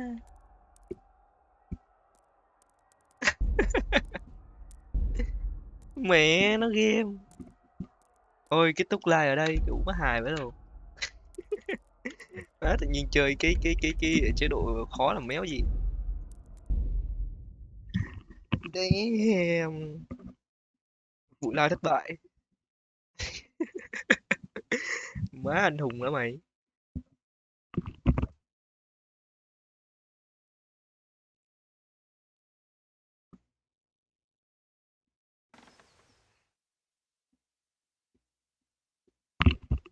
Ok, giờ mình sẽ run đến đoạn vừa rồi lại nha. Má điên. Bù láo thật. A fine state you're in this morning. Well, I hope it. Well. So, how? Ok,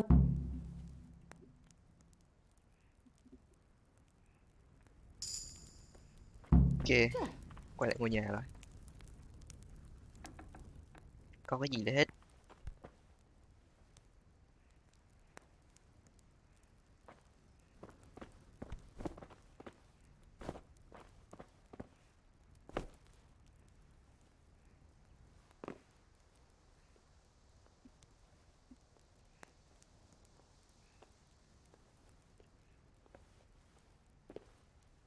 Trời má, mất tiếng đồng hồ chả lên được cái mẹ gì hết. Tự nhiên mình không lưu ạ, ngáo thật. Má chi lại đâu. Không phải chế độ siêu khó, cũng nhận khó thật. Mình không tiện thể lấy cái nào đi.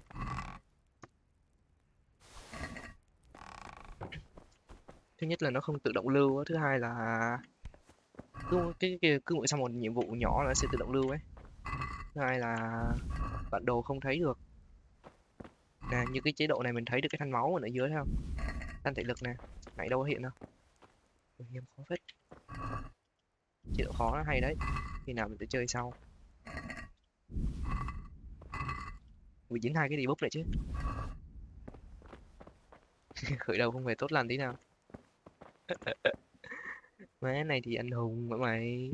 Má 3 thằng nó thọc cho chết quéo.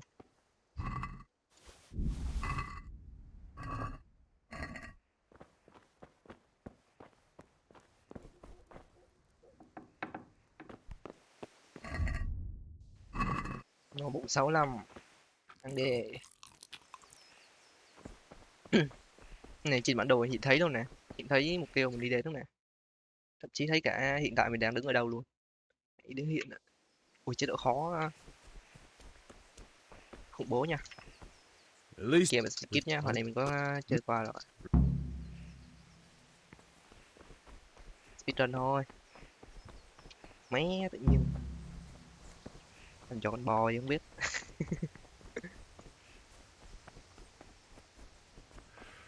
Đưa ra cái bàn kiếm lại. I'll be with you. Right.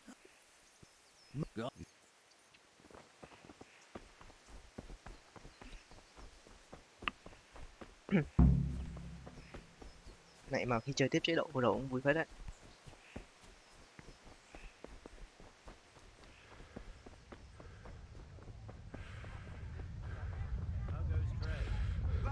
Well. And now I see you, I hope it will go even better. How are you?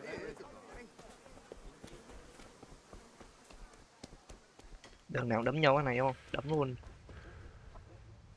God be with vô chiến luôn.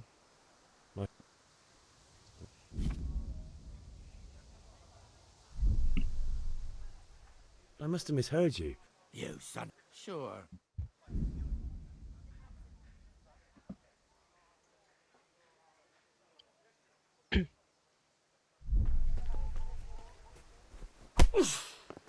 Ah! Don't beat you. Yo. Oh. Ah. Oh dear, did that hurt?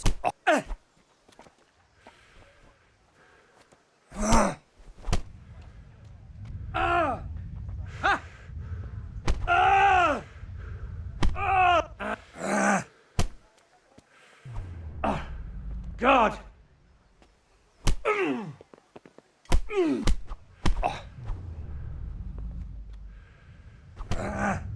Ui giờ căng đét nhờ. Gớm đấy. Cũng căng đấy.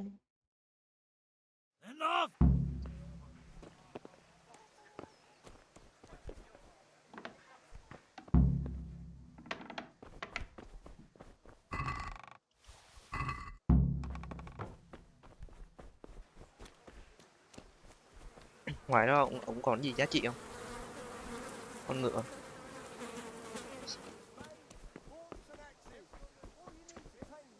Good health.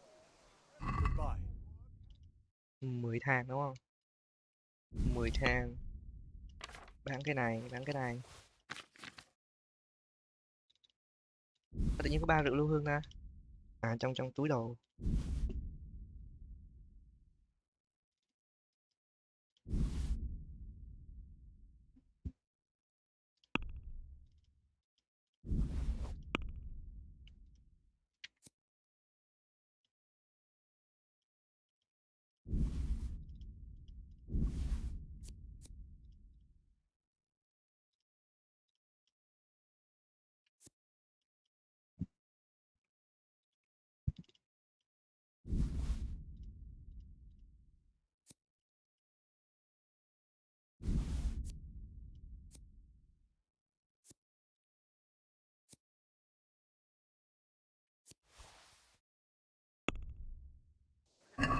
Let's have a word about...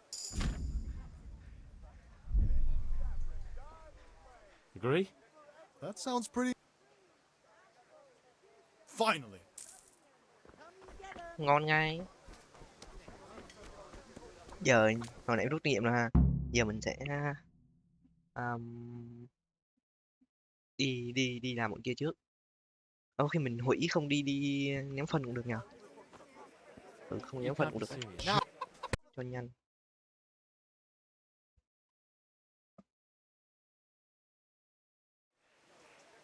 Not that I don't want to. That's disappointing.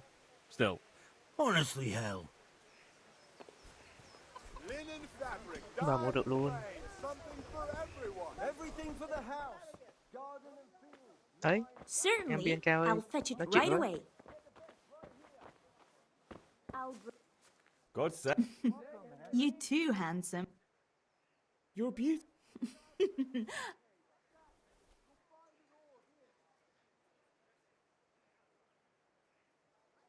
I need ale for. A pitcher as you. Aye.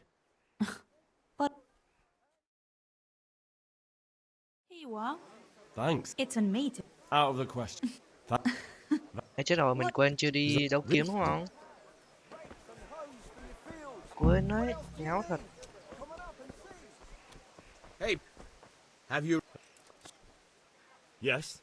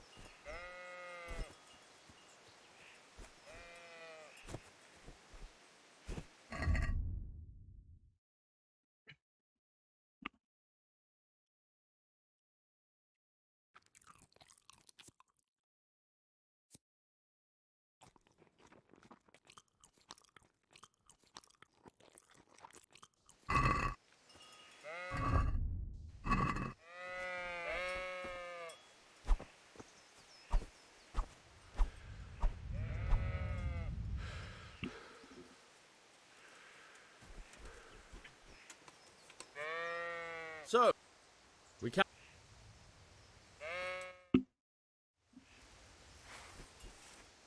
Very well. Let's start with the basics.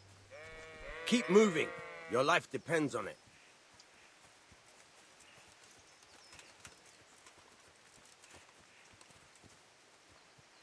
All right. Now try to hit me. You have to put your weight into your attack. If you just fiddle around, you'll get nowhere. Try slashing from different sides. Unpredictability is the key. Never repeat yourself. Not bad. Fine. Good. Nice. Nice. The point of the blade is for stabbing. Try it a few times. Good. Now you're getting it. Fine. Good, good. Let's try something else. One strike I can fend off without a sweat. But if you chain your strikes, I'll have a much harder time. As soon as you land one blow, follow it with another. Now you're getting it.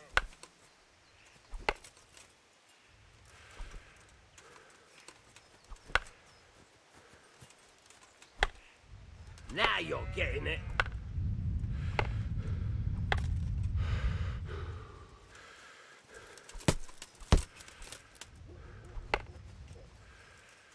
Ông này cũng tấn công mình á. Not bad. Again.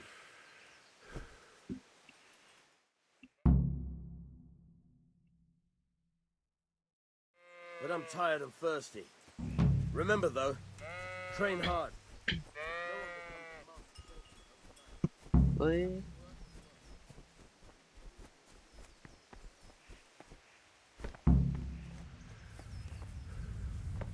đi vô Bắc à.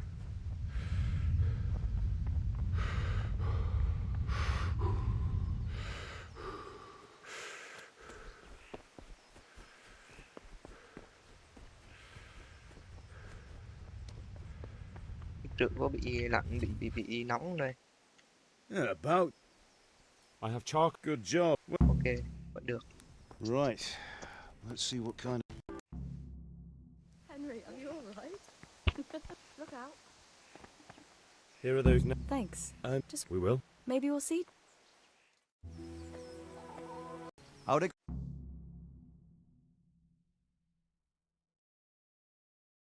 Đây rồi, đến đoạn này rồi.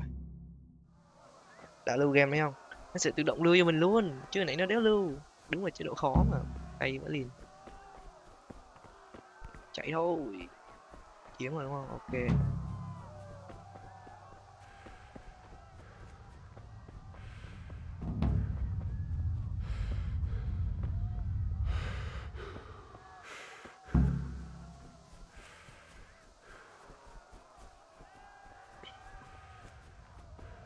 Nhìn đoạn kim không phải đánh bọn nó đúng không?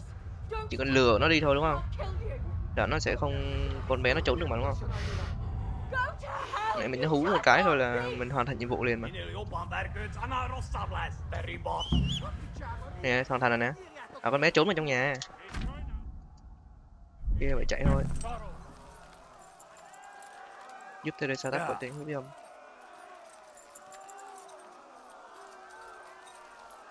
Yeah.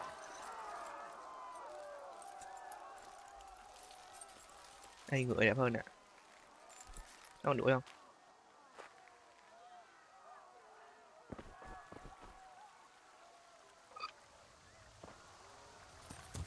Hay xe nóng kia có đuổi mình không? Hay trên ngựa giết một hai thằng hay sao? Đúng không? Hello. Hello my friend. Oh shit. Mày con. Chạy.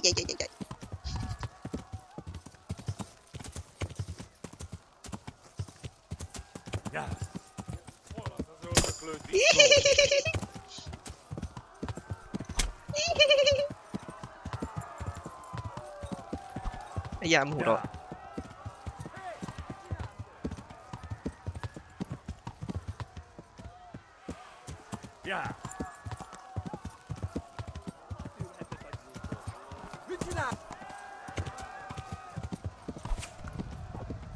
Để đâm hụt. Đây còn thằng. Mình đâm chết một thằng này.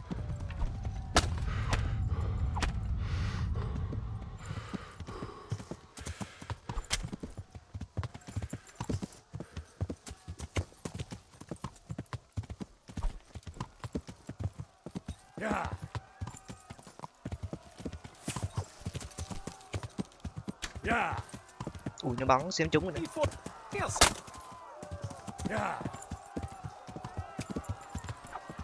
Zonia!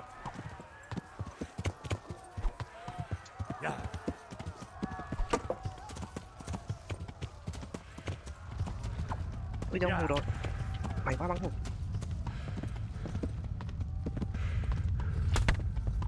Ia bị bắn trúng à. Nguy hiểm quá, chạy thôi.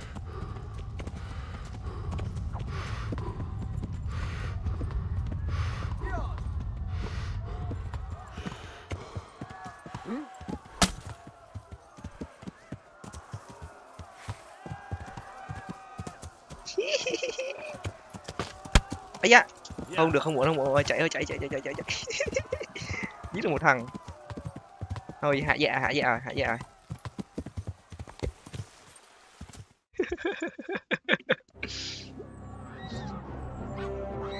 À, nói gì dã man không? Nói tiếng gì vậy? Ui, bị đuổi rồi. Shit, bắn trúng cung rồi cho nó. Hồi nãy còn bắn trúng ai cung mà. Cung chẳng vấn đề gì đâu. Chạy thôi. Giờ bị rượt à?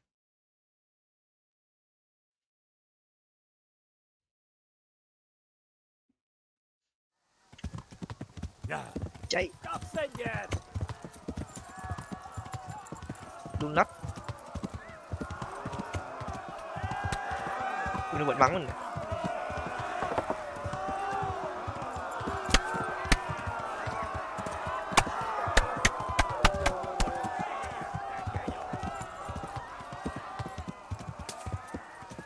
Left. Bên Talbot trái, is the left. bên trái dọc theo dòng chảy.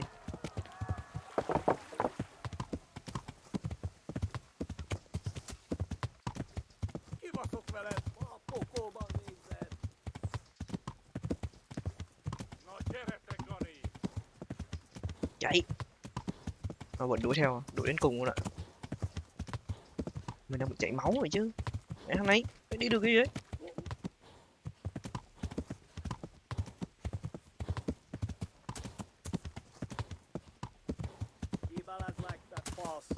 Đang đuổi à. Ui, ngựa sắp sức rồi. Run for it! Kittäkärä mä nyakatte nyoborot. Má đuổi gần thế, ngựa sắp sức rồi. Run for it!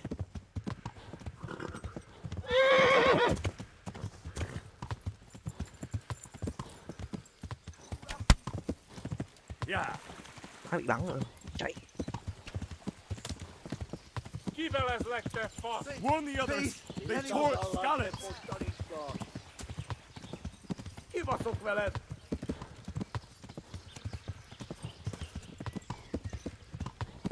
Osviget.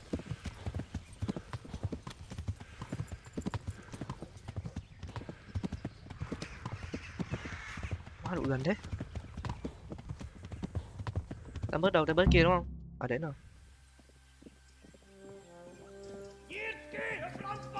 Nicky Frampa. Bùi né. Quả dẻo. Oh my god! Wait! Jesus Christ! Help! Scallops has been attacked! Do something! Help! Quickly, everyone! Get your asses here! Hey! And loose!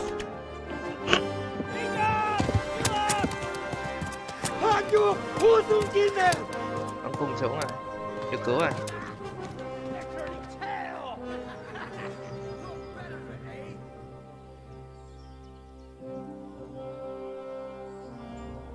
Quickly! We're closing the gate!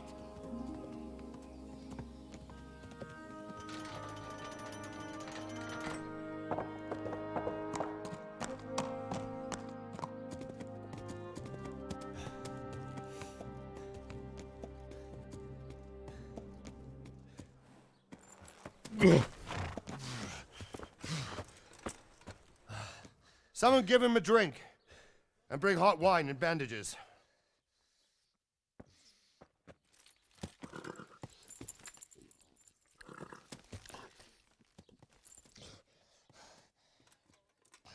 Tell me, boy, who are you and where are you from?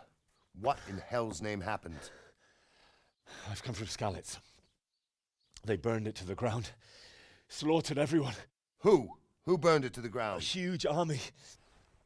They attacked without warning. And they weren't Czechs or Germans either. Who then? I don't know. I've never seen armor like it or heard their language. Maybe Tatars?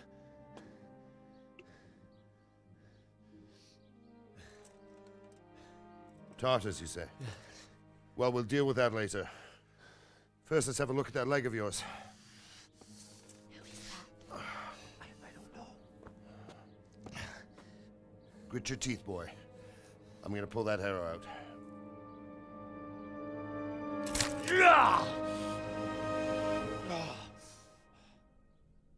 Wait.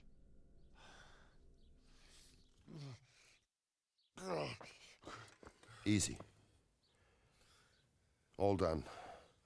You were lucky, lad. The arrow missed the bone.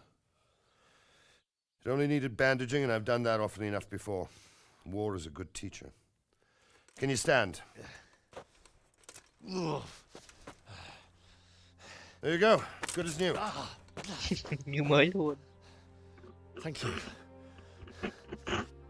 If you idlers nothing better to do, get back to work. You'll have to speak to Lord Divish. Can you manage? Nói chuyện với lãnh chúa.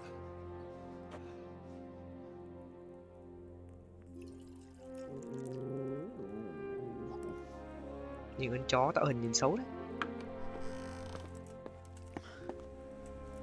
Chó vẽ nhìn xấu đấy chứ được. This is a survivor from... I heard, Robard. Tell me, boy, what exactly happened? Did you see the ensigns of the attackers? And were there any more survivors?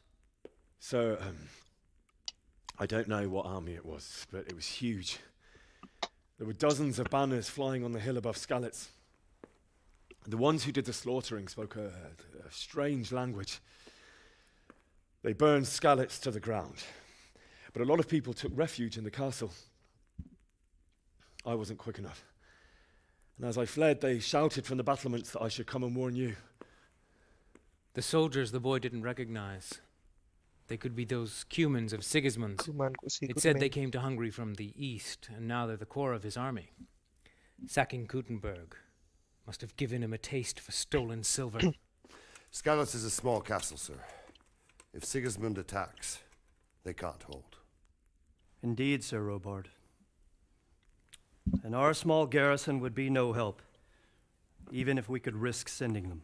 You think we're next in line? Maybe. What's your name, boy? I'm Henry, son of the Skalitz blacksmith. I know him. Did he make it inside the castle? I'm sorry. It's in God's hands now. No one else can help us.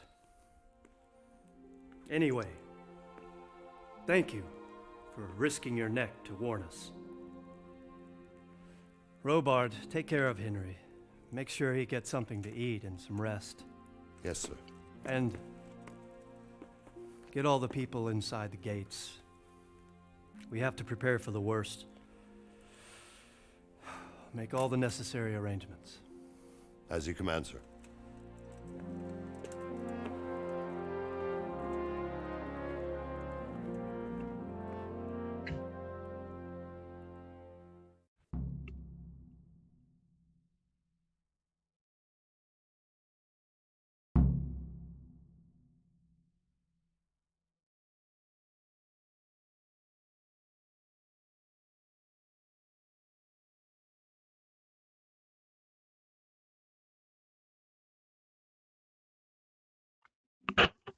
Yeah.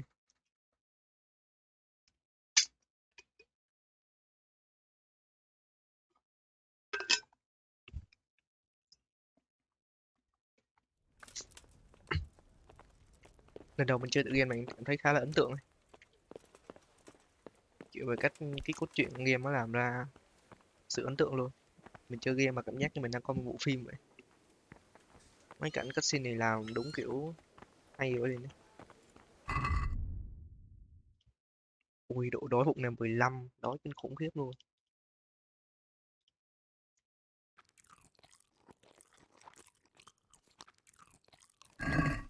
You fled from Skalitz? How did you... Đây có đồ ăn đúng không? Sao lên tiếng bị ô ấy rồi? Mình có không về gì đâu.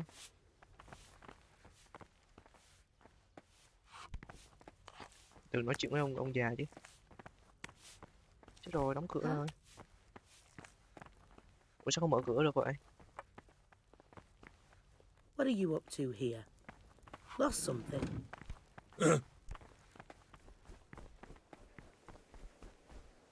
You've done well, lad. I'm sorry for your loss. You must be all done in.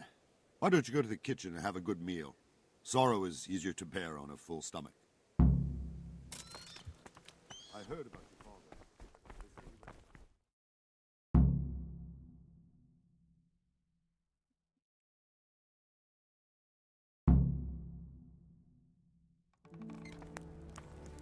Ah, milady. Phu nhân. You're fortunate our good lady Stephanie of Talmberg has graced us with her presence. Phu nhân Stefan So this is our Talbot. brave young man. Bà này là vợ Welcome, của ông lad. Bojana here will take care of you. ông No Davis doubt này. you're tired and hungry. Indeed. How could he not be, poor soul? After everything he's been through, he must be as hungry as a Không bear. đói lắm bà ơi, con vừa Aren't mang you, theo một trái cây, young master? trái cây trong người. Còn Here đớp hết you rồi. are, then. Eat your fill. And a little wine to wash it down. Thank you, my lady. When you're done, you can go and rest with the grooms in the outer bailey. No, that won't do, Sir Robard. After all he's been through, he deserves a proper bed. Let him sleep in a lodge in the courtyard. Certainly, milady. Young Henry here is overwhelmed by your generosity. Yes, yes, thank you, my lady. May God reward you for your kindness. Eat up now. You're in capable hands, so I'll leave you to it. Good night. Good night. Good night, man. Ôi bà phu nhân tốt bụng đấy. When you've done, you can sleep in the bedchamber of the courtyard lodge. And don't forget to take off those filthy boots before getting into bed. Nhìn đừng quên bỏ cái ục bẩn thỉu ra. Chứ mình nhất thiết phải bỏ ủng ra trước khi đi ngủ.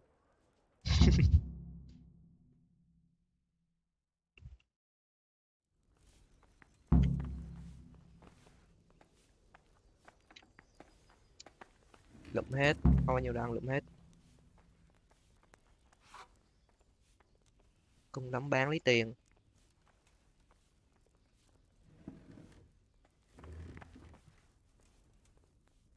Cảm ơn sự tốt bụng của phu nhân.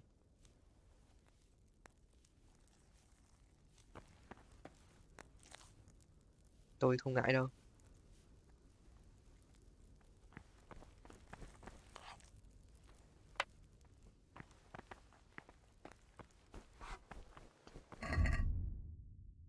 Nó bụng nhanh thế, chưa gì xuống 66 rồi.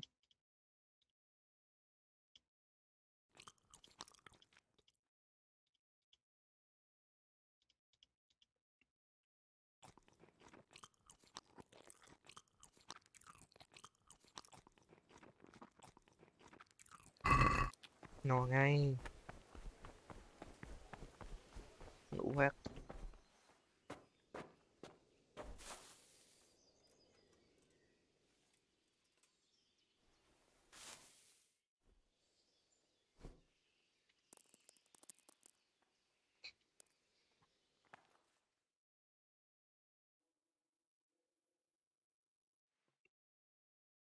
Em mới ngủ được có tiếng. Phất.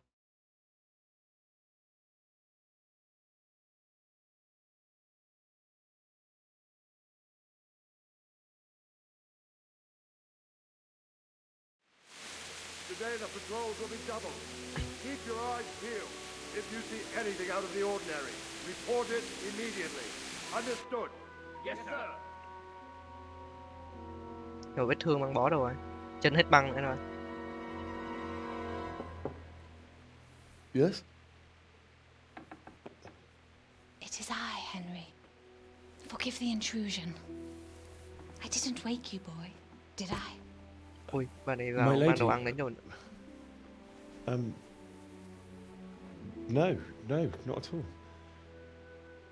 But what brings you here at this hour? I thought you could do with a little wine. It's just what you need to help you sleep. My lady, thank you. You really shouldn't. You could have sent a servant. I was going to, but to tell you the truth, I couldn't sleep either. I thought of you while saying my prayers. How awful it must have been for you. I came to offer you solace, to let you know you're not alone. Thank you. Thank you kindly.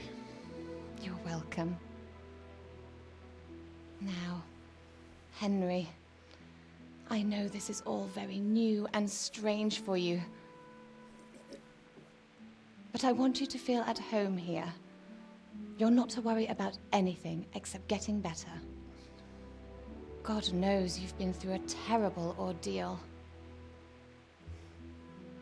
I know what it is to be left alone in the world, although your loss is much greater. But with God's help, the pain will ease in time. And it can help to talk about it, if you feel like it.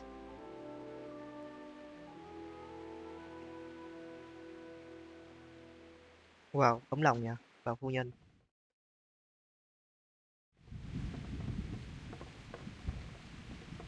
Phải kể cho bạn thôi. You might be right, my lady. I'll tell you what happened. It was terrible and unexpected. The day started just like any other. Father sent me into town on some errands.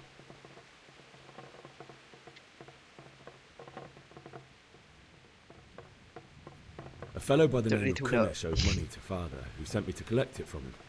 Only Kunesh had no intention of paying. It got a bit heated, as often happens when there's money involved. But Kunesh still wouldn't cough up the coin.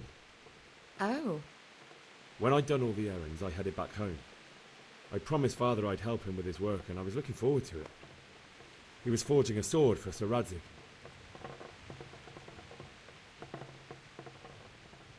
Đây, ngài đã xích bị kể xem xét thanh The kiếm. sword was taking shape when Sir Radzig himself came to have a look at it. He praised Father's work and said that with his smithing skills, he could easily make a living in Prague or Vienna. You don't say. But Sigismund's horde was already on the horizon, ready to attack the town.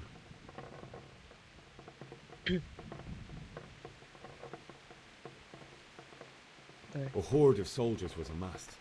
Pennants flapped in the wind, the armour glinted in the sunlight, and the horses whinnied impatiently. They were waiting for Sigismund to give the command to attack. How awful. Thành công liên tục. Ui. And then death Nó chọn descended cái on điều Skalitz. giữa vẻ dễ nhỉ. Ở đâu mình thấy chỉ số của mình nè. Thấy chỉ số của mình rồi nè.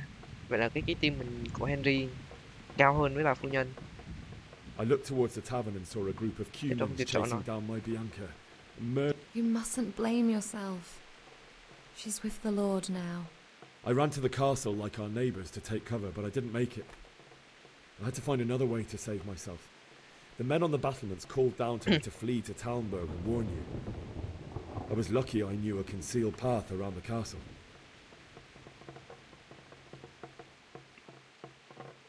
I needed a horse to get to the safety of Talmberg and to warn you all. And with all that was happening, you thought of others like a good Christian. Then I heard a scream. It was Teresa, the mill wench. She'd been caught by a gang of Cuman savages who planned to violate her.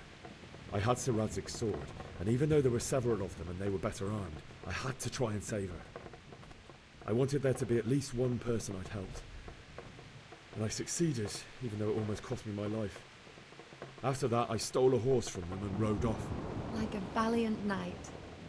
I'll never forget the horror. It will haunt me for the rest Tôi of sợ my bây giờ life. quên cảnh tượng kinh hoàng ấy nó sẽ ảnh hưởng đến hết cuộc đời. That's terrible. How could something like that happen? God alone knows why he lets such things happen. You poor boy.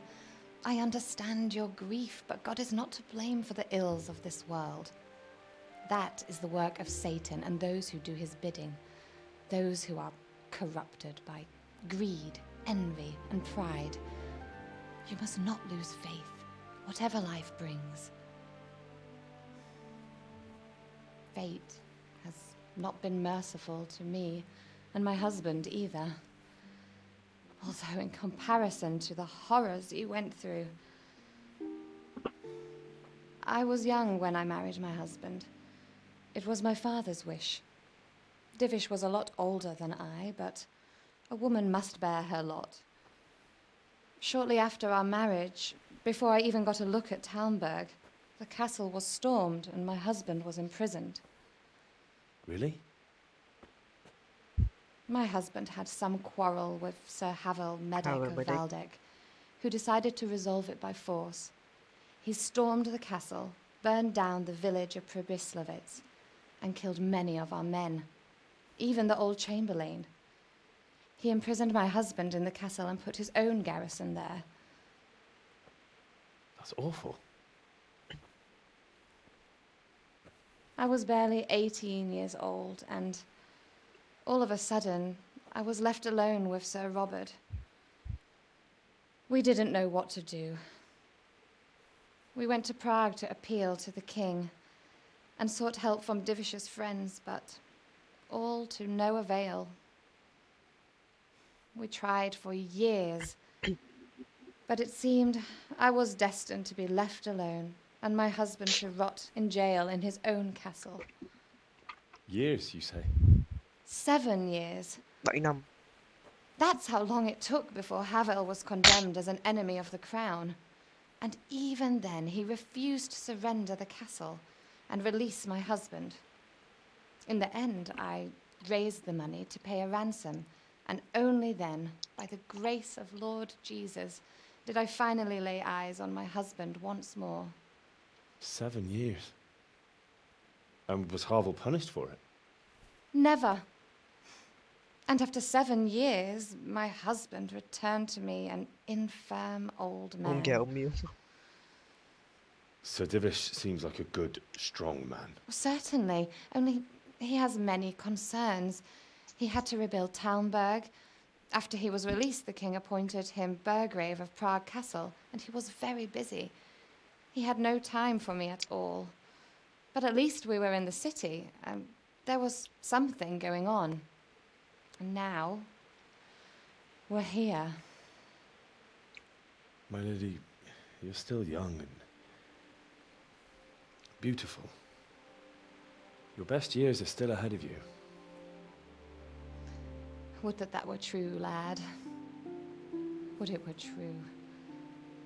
But what am I doing bothering you with this? 17 You năm have là nhiêu? troubles enough of 25 your tuổi. own. I'll go and let you sleep. Đào phu nhân thì mới có đâu, nó mà 25 tuổi vào thời điểm đó, I đến bây giờ enjoyed đâu our còn little đâu. talk, Henry. Good night, and God bless. Good night, my lady. Mẹ bà phu nhân chê ông già, ông lãnh chúa yếu, già, quan tâm đến việc nước, không quan tâm bản thân.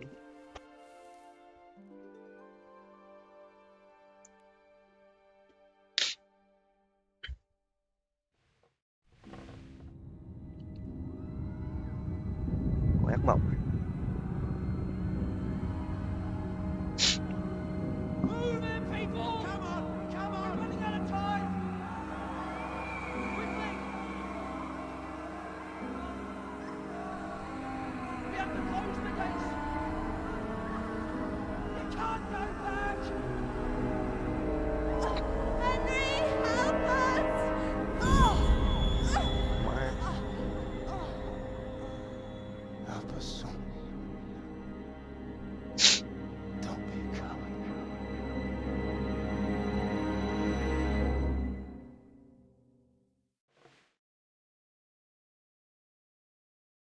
Henry, wake up. You don't want to miss this. What is it? What's happening? Come to the battlements. One of our patrols reported a company heading here from Skalitz.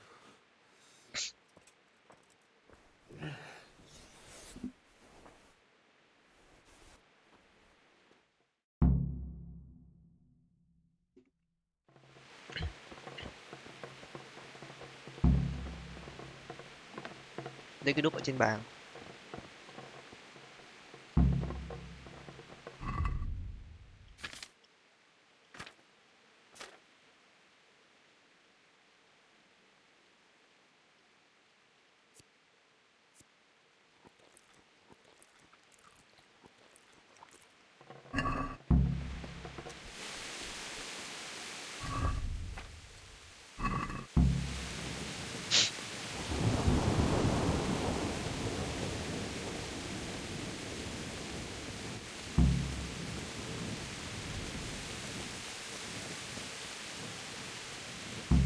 The best thing would be...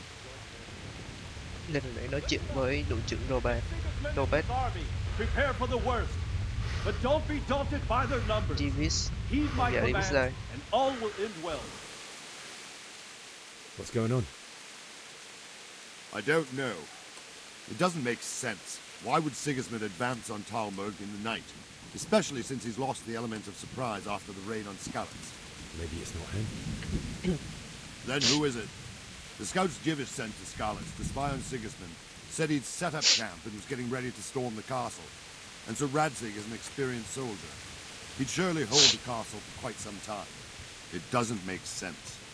What else did the spies see? Not much of anything. Before they could get close enough, this huge storm started. And you were right. Sigismund has a hell of a lot of soldiers, including all manner of mercenaries. An army like that costs a fortune. Well, anyway, we'll find out when they get here, won't we? Aye, we will. Đây là có một toán quân đang đi đến đoạn này. Phải là quân của bọn này Sigimot không?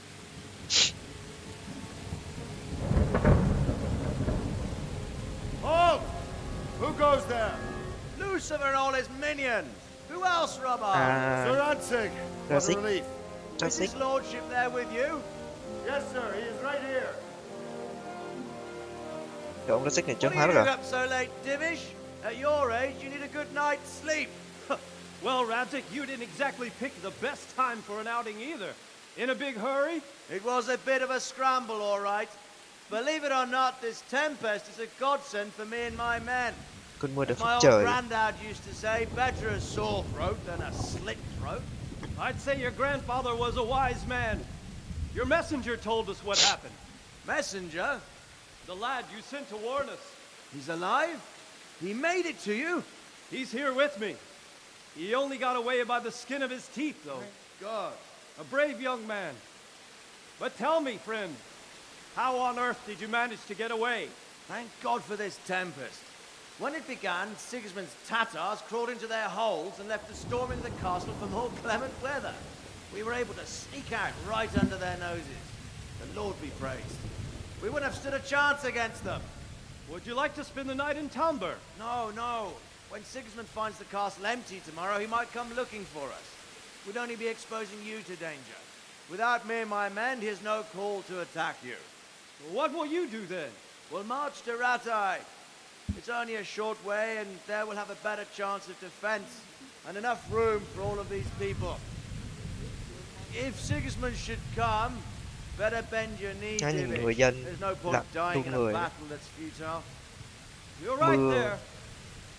Is that boy still with you? I'm here, sir. You have courage, lad. That I can't deny. I am sorry about what happened. Would you care to join us? I'd like to, sir, but first I have to return to Skalitz. Are you mad? What do you want Quay there? làm gì? I can't leave my mother and father. I won't leave their corpses rotting in the street.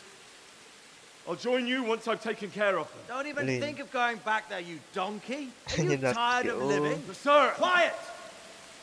I'm sorry about your father, but getting killed as well won't help him.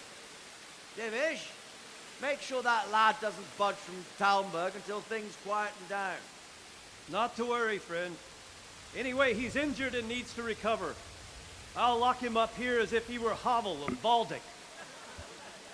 I've seen you've grown a thick skin since your tribulation, sir. Harvard là cái So thằng thank you.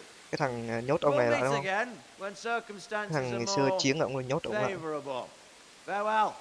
Farewell, friend, and good fortune. Give my regards to Sir Hanush. I will, and good luck to you and your people too. These are dark times. Move out! Anywhere, people, move out! It's only a short way to Rattay now.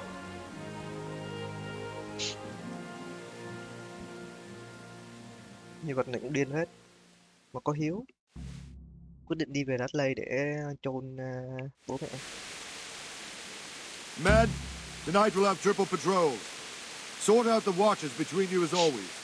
And if I catch anyone boozing, playing dice or slacking off, I'll personally break every bone in his body. I want you to keep a close eye on everything nearby. Sigismund will surely have sent spies, and likely men as well, to follow the Skalitz people now he knows they've fled.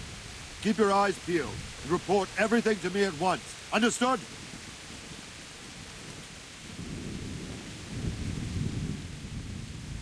What is it you need?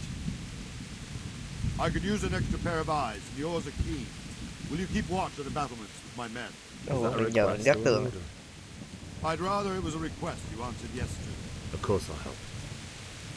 I have to pay you back somehow after all you've done for me. Splendid. And don't worry, I'll tell the men to relieve you later. Take care.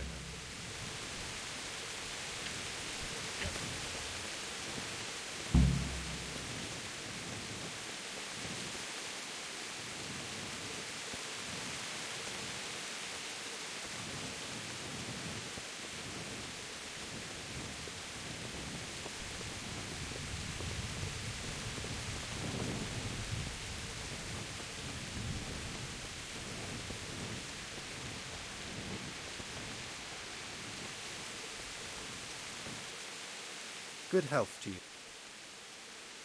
What do you think about the Skalitz folk, man? I can't imagine how they did it. The more I think about it, they was either blessed, or Sigismund's mercenary army ain't up to much. When you say that because you never saw them. Aye. Well... Is Sir Robard really that tough? Tough? Aye. But he's fair. He's a veteran of many a campaign. Wandering around like a stray sheep. Must be your first watch, eh? I don't think anything much will be happening today. You can just lean against the wall and wait till morning. I'll show you what's what. I will. Thank you. Dựa vào tường và đợi đến sáng mai mất dậy. Nếu bạn đợi một sự nghĩ ra một ai đó, bạn có thể nhảy thời gian, nhấn T đặt thời gian bạn muốn đợi. Nhưng phải xem xét nó độ mệt mỏi và cơn đó các bạn sẽ tăng theo thời gian. Đó, hiểu. Ok, trên này xuống có gì không?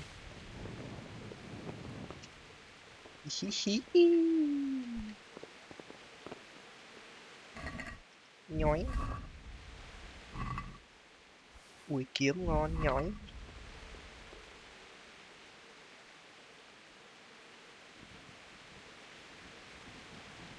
Cung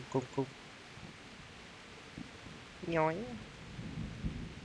Giờ không có phá khóa được đúng không? Không có dụng cụ phá khóa. Đấy hết. Cùng lắm đem đi bán. Ui, chỉ phải bị té. Không sao cả. Chú ý. Giờ đang đói, có cái gì lục cái đấy rồi. Luôn. Có gì không? Chiếm bền bỉ.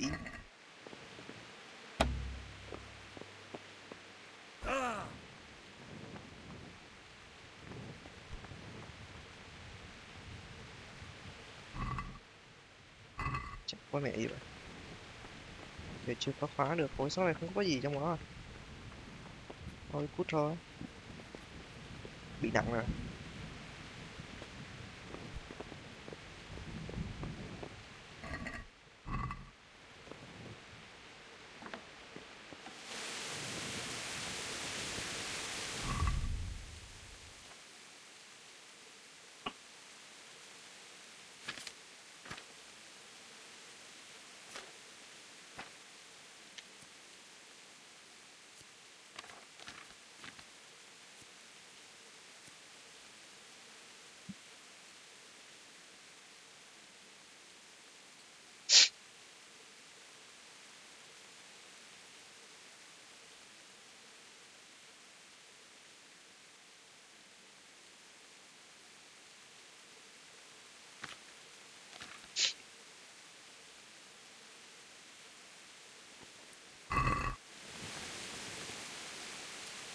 Trên sáng rồi, đợi sáng rồi.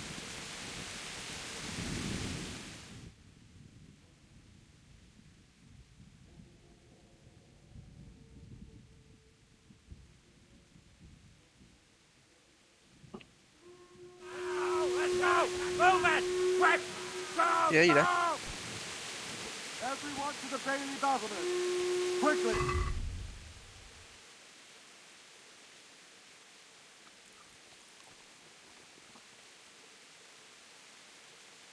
Bị nặng rồi.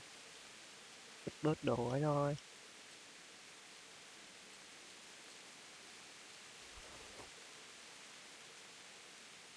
Chắc úp một cái khiên xuống thôi. Chỉ có 1.3 thôi, 1.3 thì sao? No tí cũng được, kệ đi. 0.7.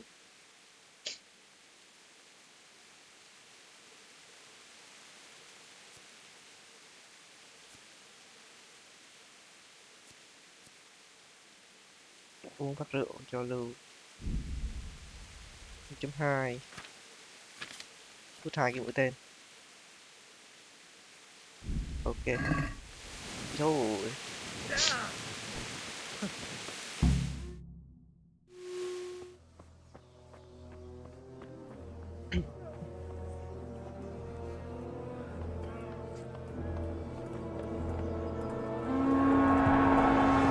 Giờ nó đến rồi, quân nó đến rồi.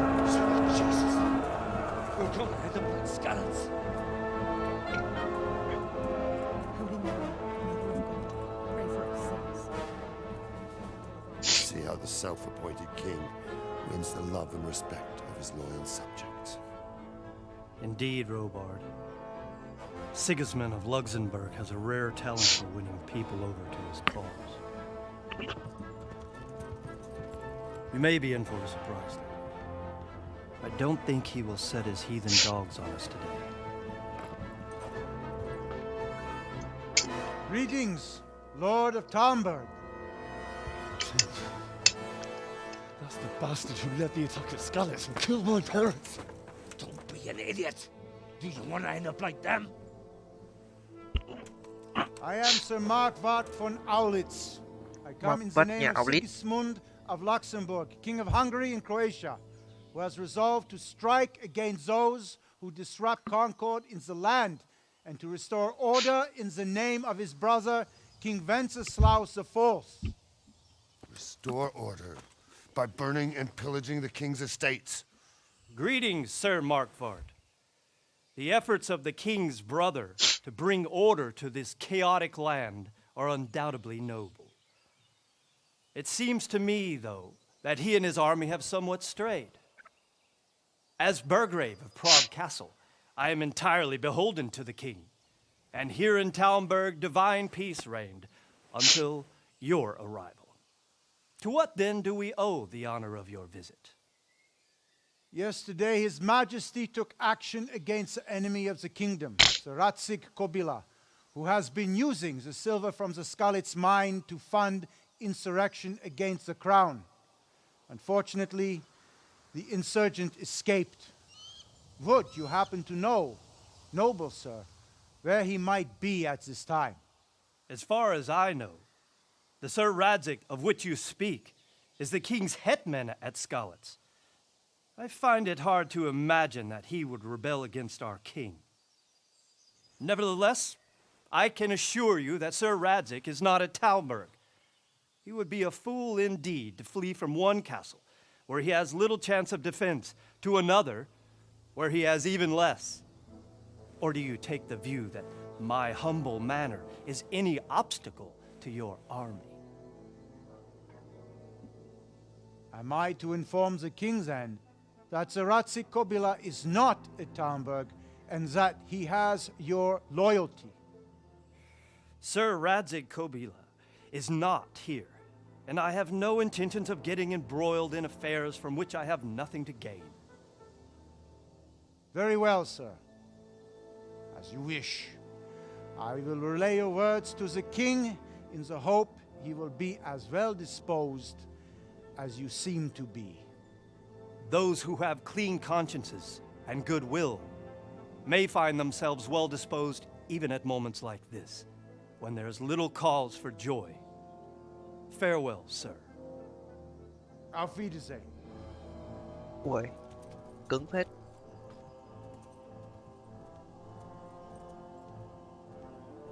Nhưng mà vẫn kiểu sẽ không có, vẫn ông vẫn sẽ bảo vệ được cái tam bớt này của ông, cái thằng này của ông. Nhưng vẫn với chủ đích là sẽ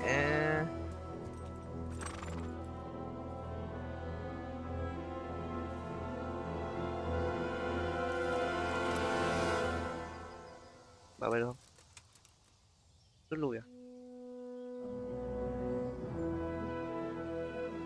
Cứng ông kia cũng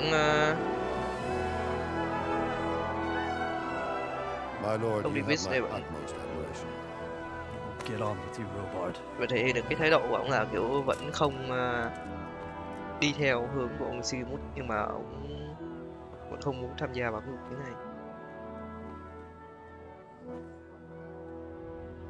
không muốn đấu nhưng mà kiểu cũng sẽ không tuân theo ấy.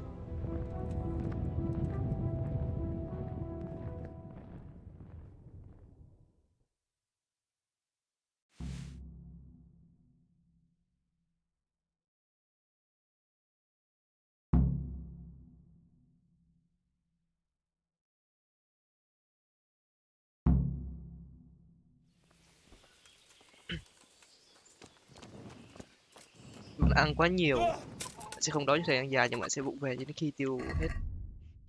Để ăn quá độ đau bụng cho 103, 104 này. Uống mẹ phần rượu và say mẹ rồi.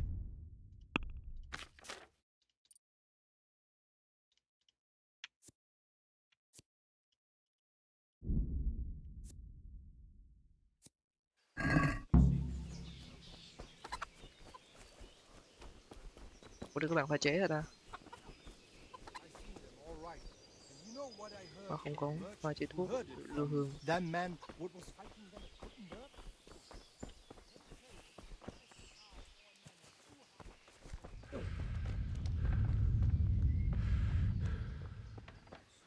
Jesus Christ. Can we trade? If you've got... God be with you.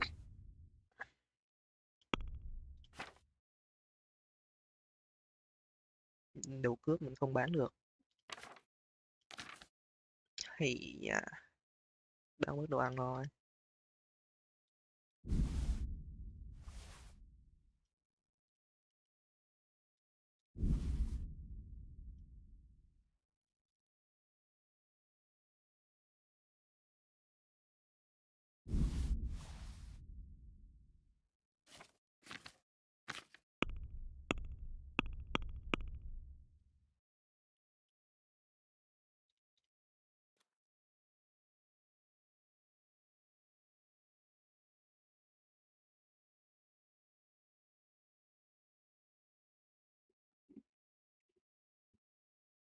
Để phá khoáng có vẻ hơi đắt nhỉ.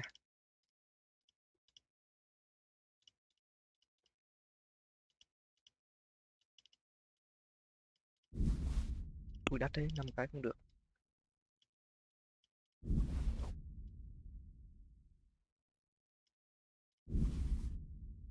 Lấy một cái là bạn nhận được 3 tiền. Mua 2 cái mà đúng không? Mua thêm cái này đi.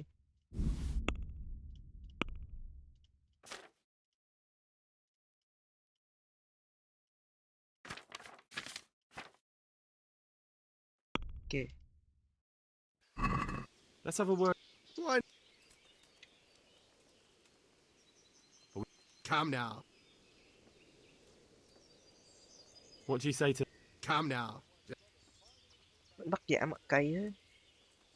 Aye.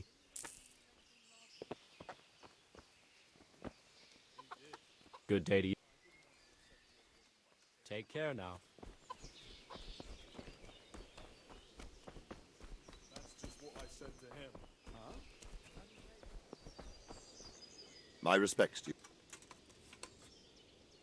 So, Robard, I need to get to Sky. What would you do there, lad? Sigismund might have left, but the place will be swamped with robber barons, brigands, deserters, and other vermin. And anyway, your lord commanded you to stay here. Giờ mình thấy chỉ số này của mình là cao nhất này. Nếu mà trong hoàn cảnh của tôi thì ngài cũng sẽ làm như vậy thôi. So, Robard, my parents died there. I can't leave them to be eaten by dogs. What would you do in my place?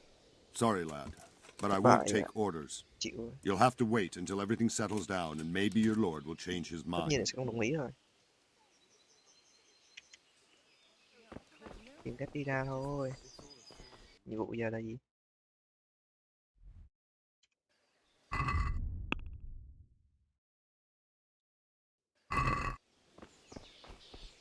Chưa có nhiệm vụ ạ.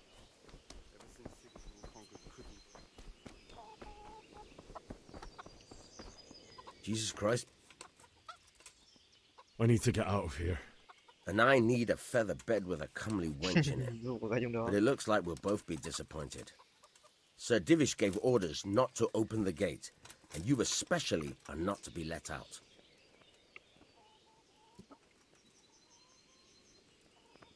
Trả tiền à? Có tiền đéo đâu. 45 tiền cơ, what the fuck.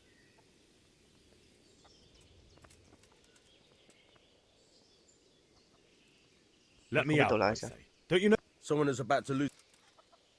I'm leaving this castle. Look, lad, I know you haven't had it easy, but that won't work on me.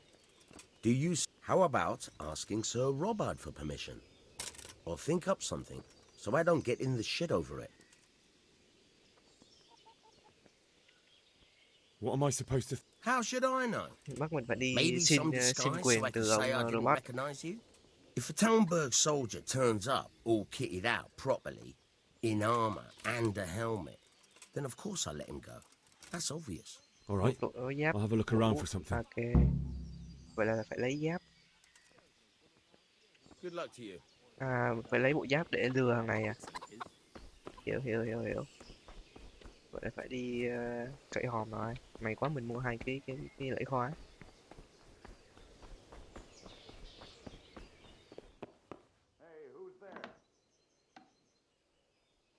No one.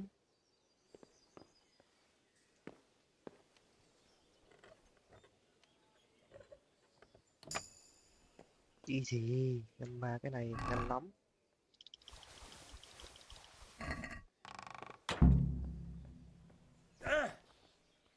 Khó, cái này chưa mở được đúng không?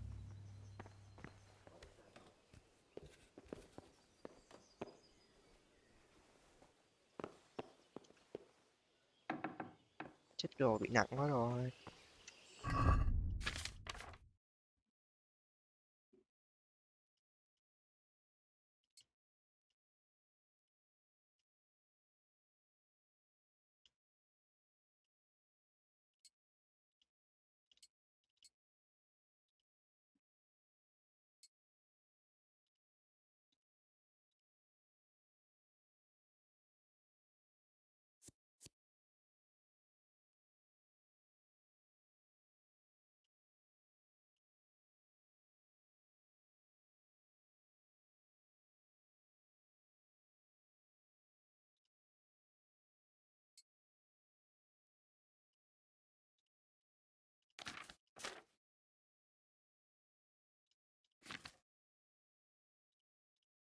Chắc bán cái chùy đi.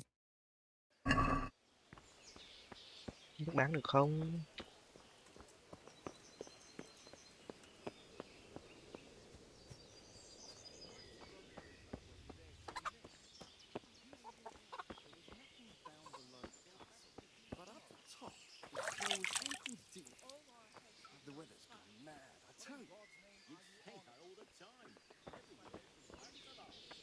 Can we trade? If you've got... Good luck to you. Vẫn bị nặng. Ok. Ui, bán được nè, ngon.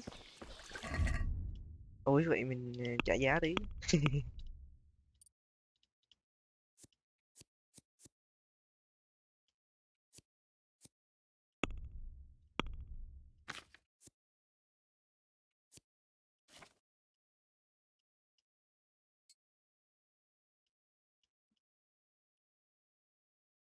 Vậy kiếm này là kiếm ngắn à?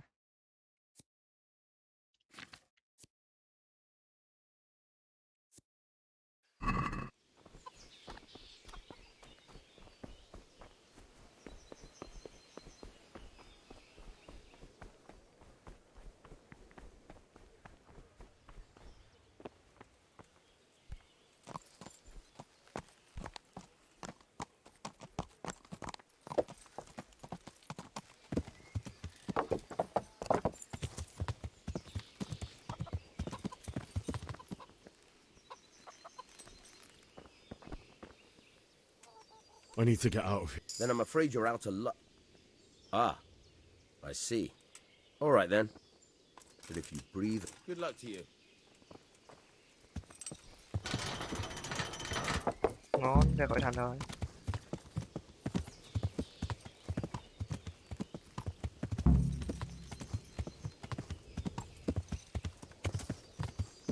Yeah. Đều đi đúng hướng vậy.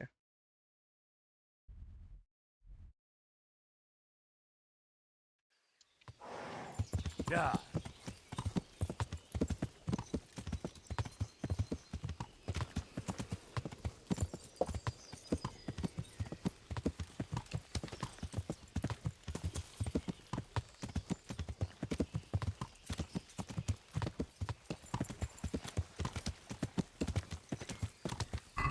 Nó sẽ lại bị nặng rồi.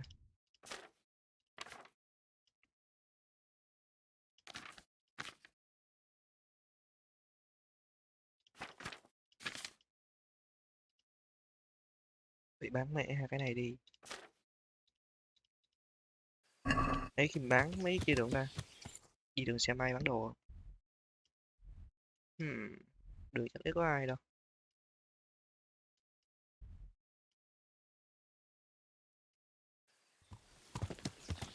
Thôi kệ đi. Yeah.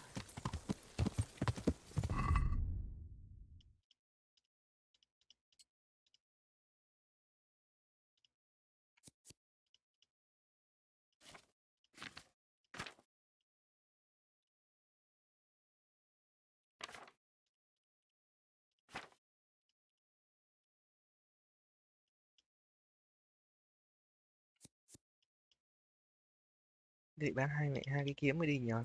Đỡ tốn chỗ. Không biết không ngờ thằng kia vẫn mua đồ của mình đấy. Ê. Yeah.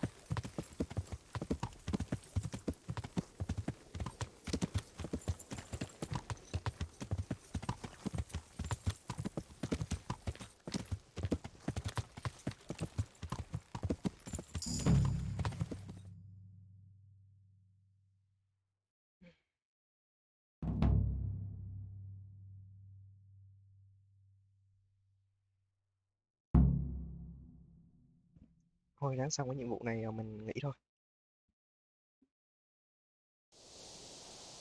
Ok, vậy đấy. You'll have to wait for me here, friend. Better to keep going on my own. Kia sẽ đã bỏ ngựa.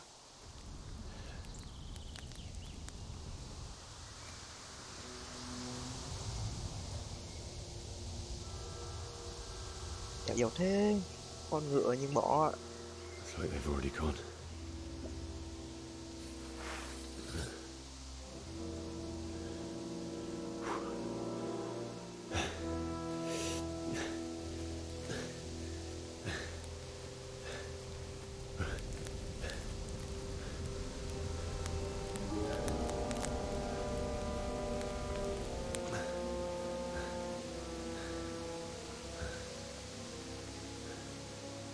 Ôi.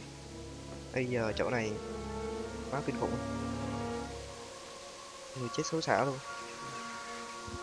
Toàn sát người.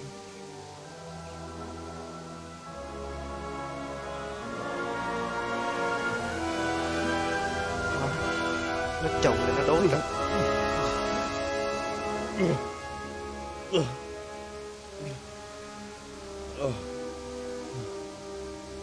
Ra thành. Nhìn tan hoang đấy. Đây là cái làng của mình đó rồi. Cái làng đầu game của mình đấy. Damn. Mình phải bút đồ đi rồi. Cái này đang có giá mà không bút được.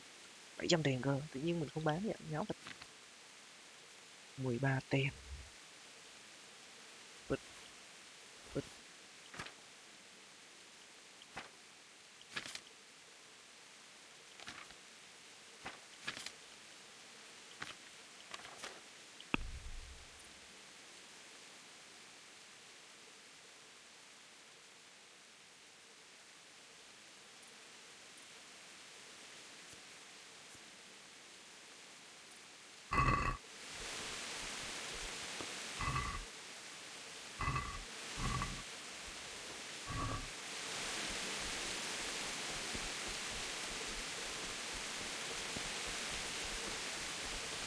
Hay có người nè. Who's there? What are you doing here? Nó đù đấu nhau luôn nè.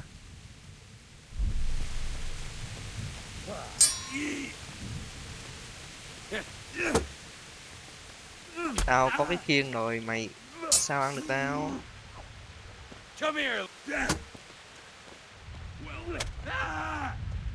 Tuổi à, vô mày.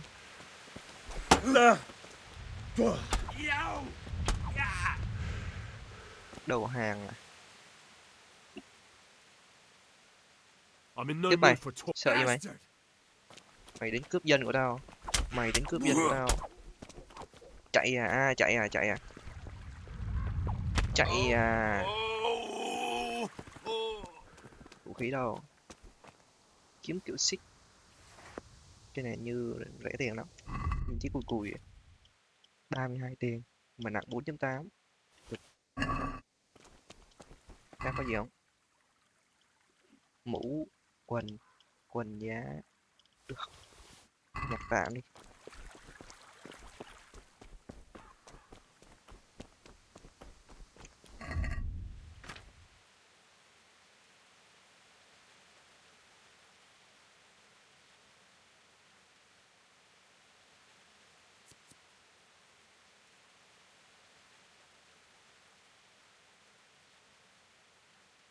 Quần màu tối hơn cái độ rõ rệt với cả gây chú ý sẽ giảm nè, nhưng mà giảm cuốn hút á.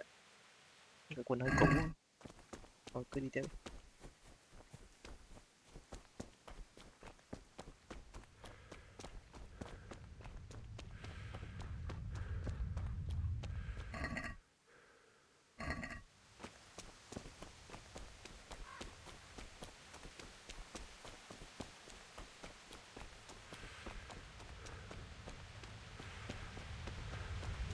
Là cướp, vừa rồi là cướp chứ không phải là bọn lính đâu. Bọn nó chỉ đến đi dọn xác thôi, chứ xem vơ vét trong xác còn gì không ấy. Nhưng giờ trong chắc xác người đâu còn cái gì trong người đâu. Thường người lúc nào sẽ có tiền đúng không? Giờ không có gì trong người hết.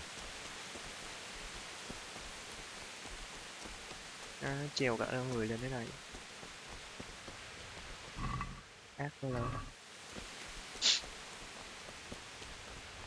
Không có thằng nữa kìa.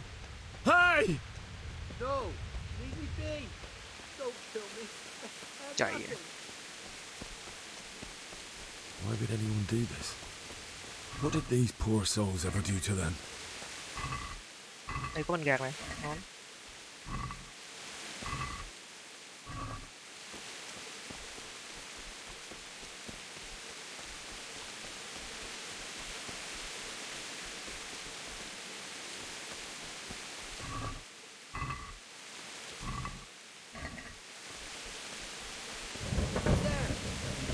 Có thằng ngửi nè. You're in the wrong place at the wrong time. Come here, Lily never. Oh. Ah. Fucker.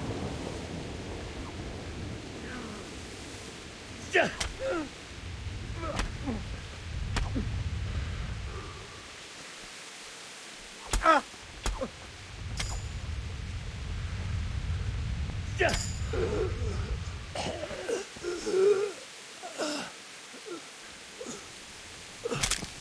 Không buông thả. Cái tên khốn. Có giá trị đấy.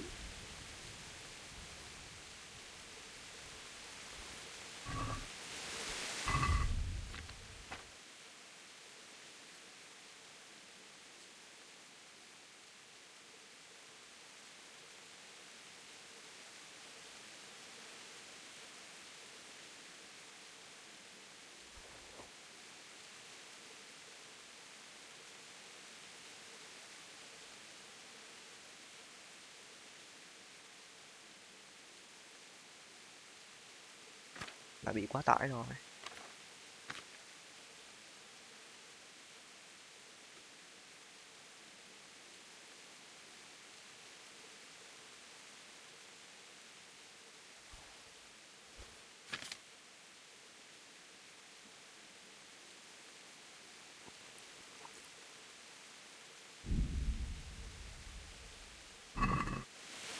chưa, má táo. Trong người mang cả 50 trái táo, giật bớt đi. Ui hơi nhìn táo.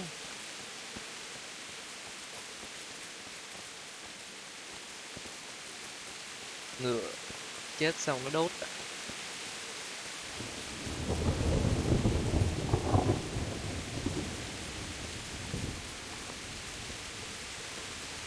Lại ăn nhiều quá rồi.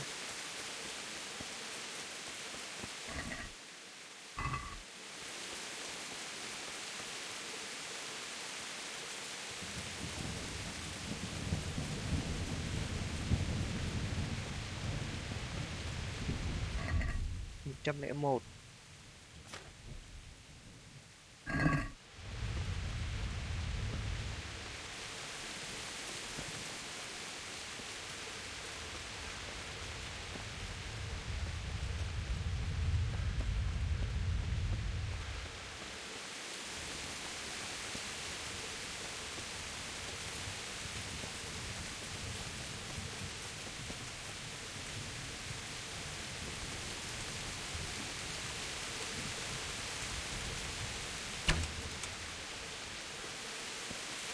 Game này bắn cung hơi ngu, sẽ không cho mình cái tâm để mình tự canh ấy.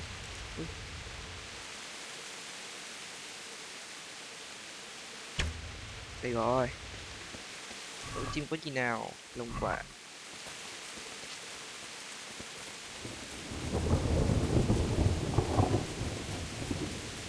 Lại có người kìa.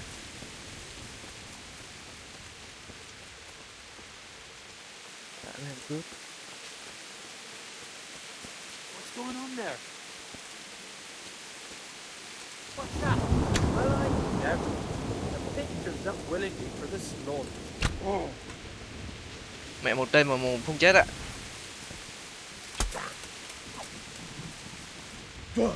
Chạy đứa tao hả mày?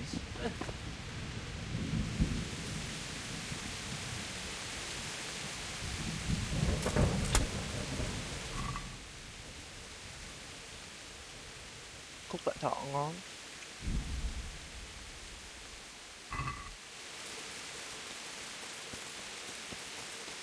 Dùi cui.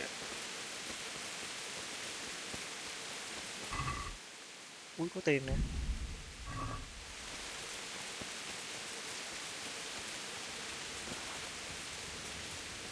Rồi vô làng. Cục trưởng. Chết rồi, thằng kiếm trong tay. Thanh mảnh vỡ.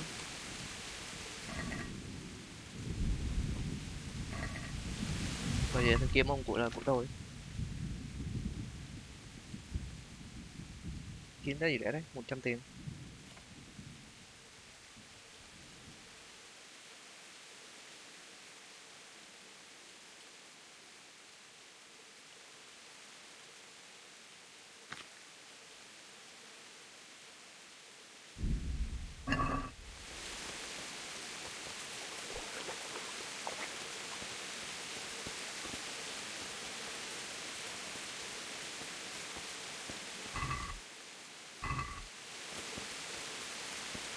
You stood by his side and he did this to you. In the end, you were a hero. You didn't run away. Didn't abandon him like me. Con lượng này có gì không? Con bé Bianca đúng không? Ok, con này Bianca đúng không? Why? Oh. Not you. It wasn't supposed to be you, Bianca. I'll find the bastards that did this to you. I'll find them. I swear it. Just wait a moment. I'll take care of my parents, and then I'll come back for you. Con bé người yêu chết luôn ạ. I won't leave you like this. Nhẫn của Take Bianca. this as a keepsake to remember you by, luôn. my dearest. Hứa sẽ đi trả thù. Bố hứa sẽ đi trả thù con chó.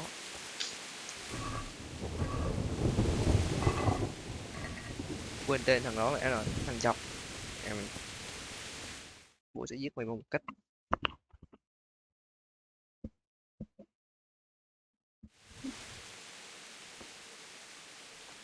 Đây xác bố mẹ. Bố mẹ không đi.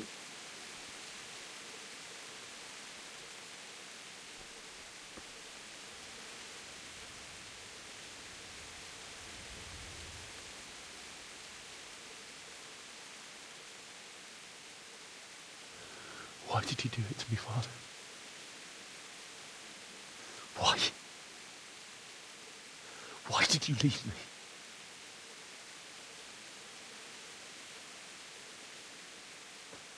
Forgive me. Forgive me for everything. Next time I won't run. I'll never run away again.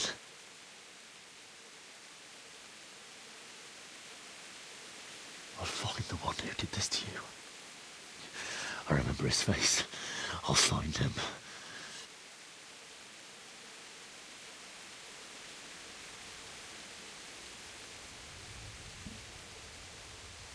But first, I have to find this shovel and take care of you.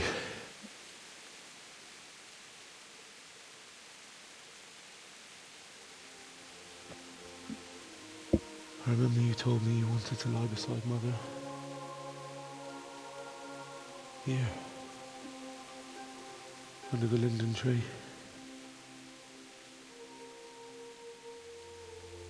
At least I can do that much for you.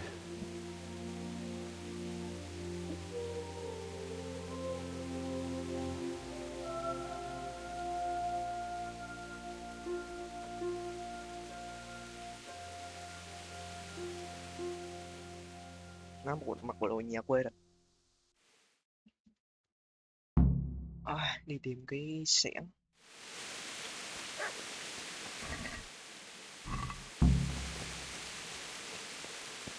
Xẻng đâu ta? Có tí chất sủa ở đây vậy.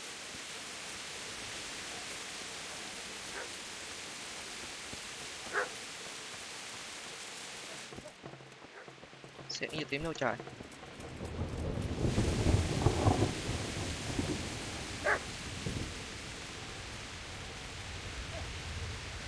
Sủa đâu đấy?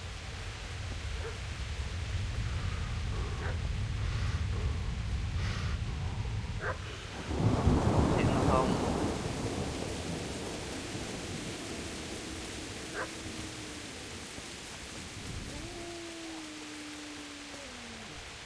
Tự nhiên nó sủa chạy ra xem chó.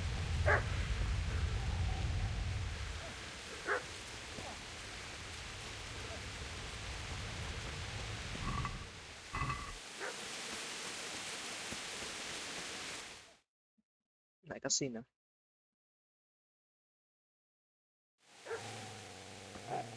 Con thanh niên nào đây? Có cái xẻng đây kìa.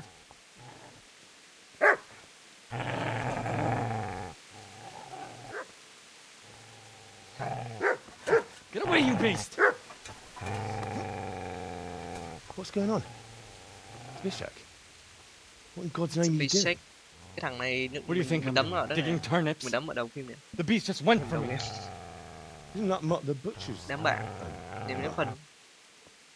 Isn't that body the butcher's? Yeah, that's him. Chó của ông bán thịt. What's that got to do with anything?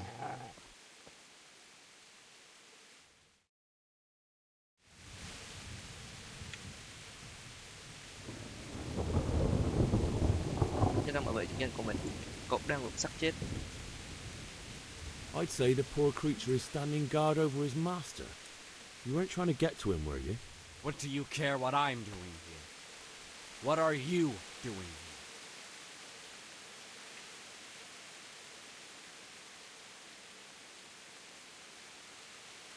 I asked what you're doing here. How about you give me an answer? If I want to confess, I'll go to the priest. Go away and leave me in peace.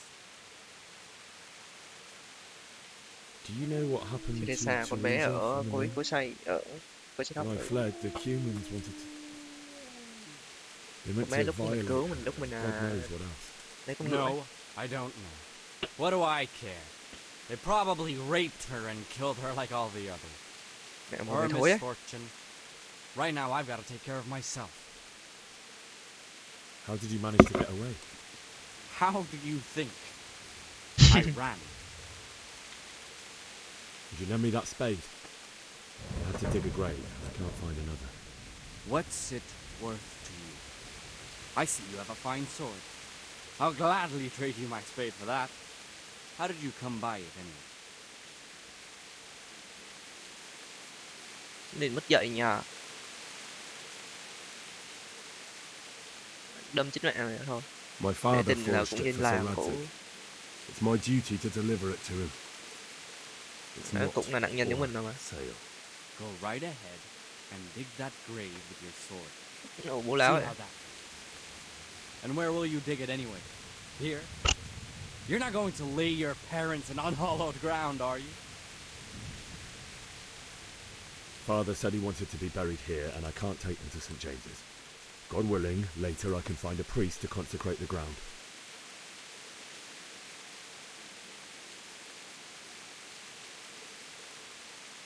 Gì bảo mày? Má dịch bọn mấy ông dịch lúng là kiểu căng đét nè. Có phải tao đã phá việc trộm cắp của mày không? Hiện chỉ số rồi, bây giờ cái này lên là mình đấm nhau nó ngay. Nên là mình chỉ còn 2 cách này thôi. Bỏ mày. Cunt remains a cunt, no matter what the situation. Đấm luôn. Đấm này, đuổi gì?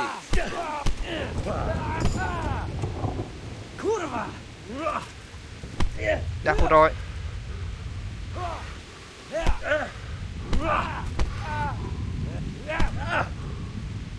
Này đấm ghê quá nhỉ. Mẹ đạp mình có cái thể lực là sao? Fuck it. Yeah.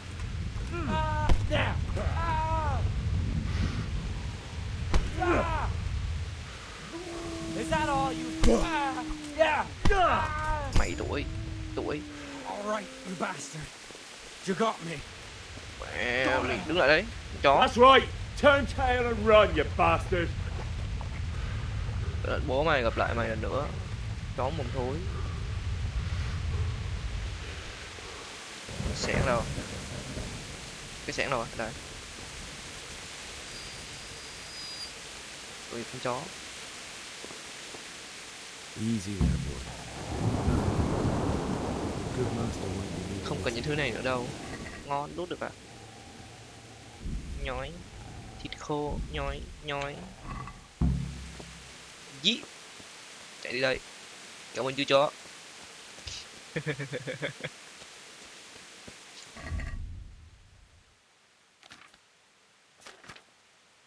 Ăn miếng gì đó hồi máu ấy.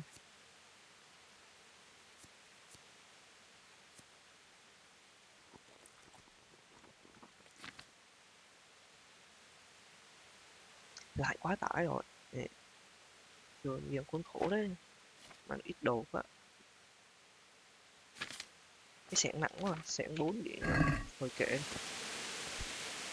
Nặng quá tải không chạy được à, ấy nhỉ.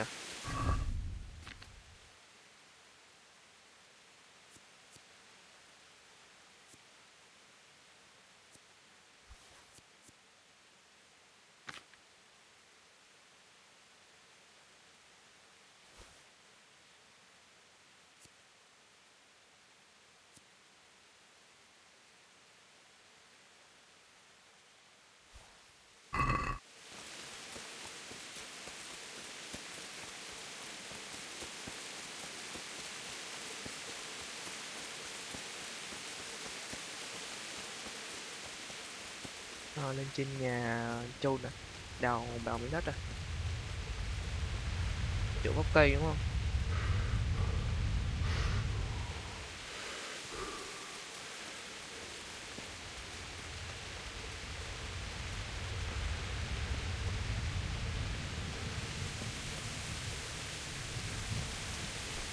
This is a good place. You're gonna like it. Đây.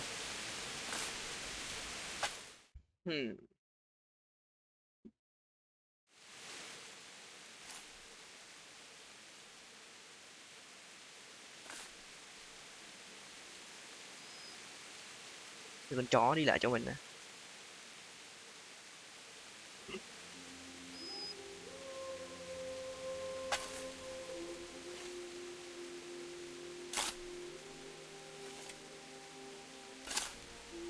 Sau một cuộc chiến thì ngôi làng chỉ còn lại một con chó và một thanh niên.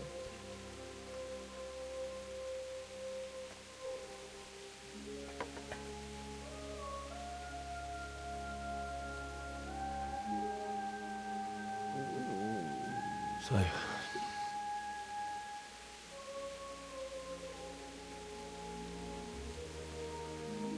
let's get to it.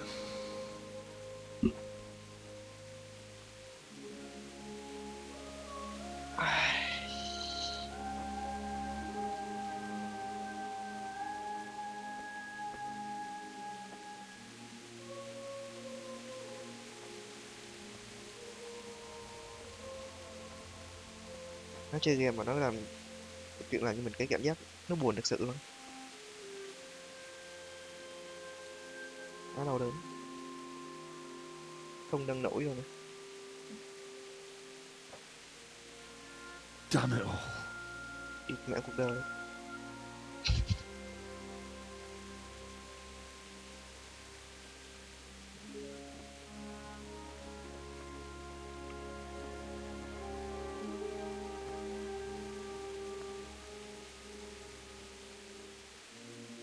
How am I gonna do this? Do you need some help? Đồ đám cướp. Mẹ thằng chó này. Yes. Can't you see the sword? Who are you? What do you want? Zbyszek? Who do you think we are? Mẹ bọn này gọi Franciscan brothers? gọi đám cướp đến mà. We're here to rob you of everything you've got. Especially that fine blade that's of no use to a peasant like you anyway. Banish the thought. It is my father's sword. You mean him? I don't think he's going to be needing it anymore. Listen here, boy. You hand over that sword, I might just let you go. If not, you're in for a family reunion you really Chiến sợ gì mày? Leave me alone. Kill him, Runt. Những kiến tao không sẽ đưa mày được. Cut the bastard down. As you like. Could have just cost you a few teeth. Ah!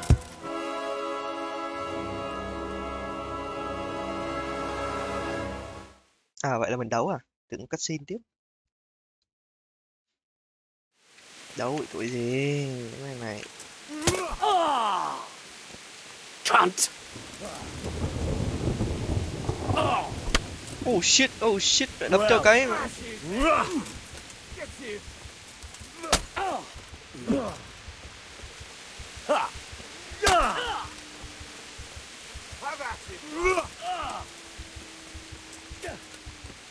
Come here, little. Oh shit. Nó đập nhanh vãi. Nhắn mình yếu quá. Đập cho hai cái nằm mẹ luôn ạ. Chịu rồi. À vậy là cốt truyện nó bắt buộc mình phải thua à? Vậy mới cutscene vậy chứ. I told you how it would end. À vậy là bắt buộc phải mất cái con kiếm. This is nice work. The chief is going to like it. It's new, isn't it? And now, for the maiden bloodletting. Surely your father never would have imagined it would be your blood. I believe there's a word for such moments. The old man would certainly know. But I'm just a common killer. Did you help make it? No doubt you did. Such miserable luck. To die by the sword you helped forge. Hey, gun fuckers! Ôi, mấy Teresa nè. The games are over.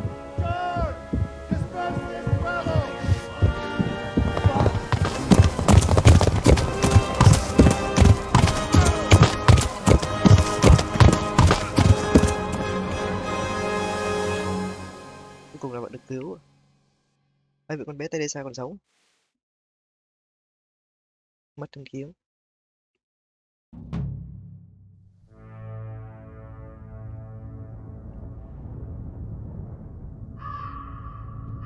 Bây giờ vẫn là đầu game à? Bây giờ bắt đầu đến đoạn giới thiệu của những cái làm game này. Yama2k. Mấy nhân vật lồng tiếng à? Mình phải là Matthew Wolf.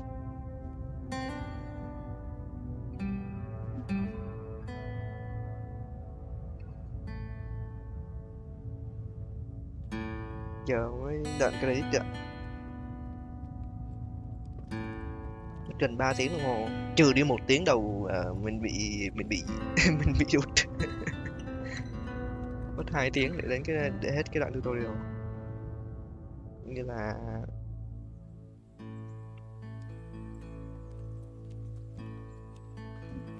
giới thiệu sơ bộ qua về game này. Wow, có chuyện game hay quá nhỉ.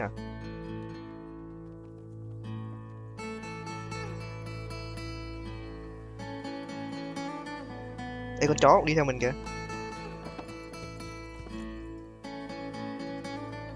Vậy là mình đi theo con đi theo con bé Teresa nè. Bé Teresa mình nhảy.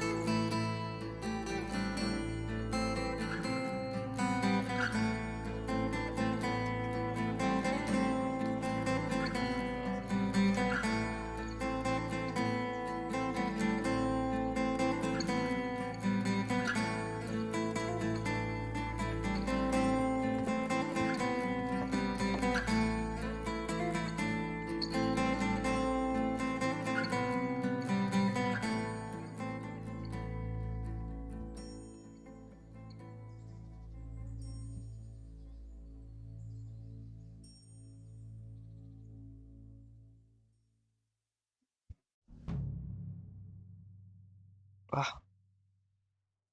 Và thức tỉnh.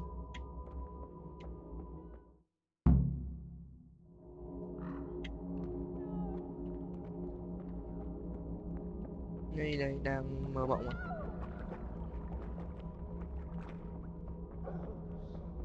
Beszarás! És pont amikor kedvem lenne valakiből kiverni a lelket. Ồ, ở đây.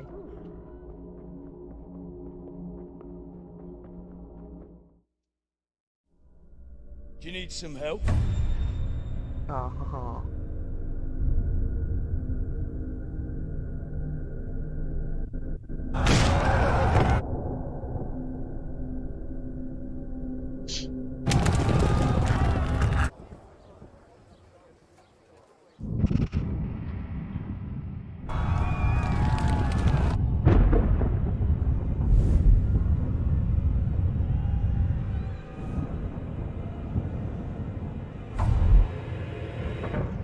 Henry! There's work to be done.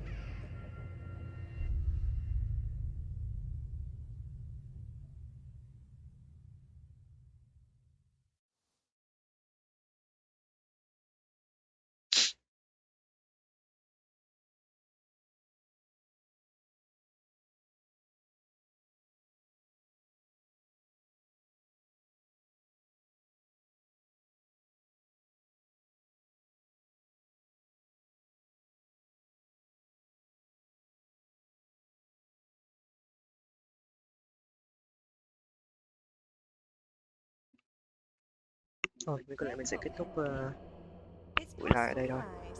Henry, can you hear me? Chơi cũng khá lâu rồi, 3 tiếng rồi. It's a new day. Henry, can you hear me? Hallelujah. I thought you'd never wake. Were you having a nightmare? Teresa? You still have a fever. Uncle won't be pleased, but you'll have to stay in bed.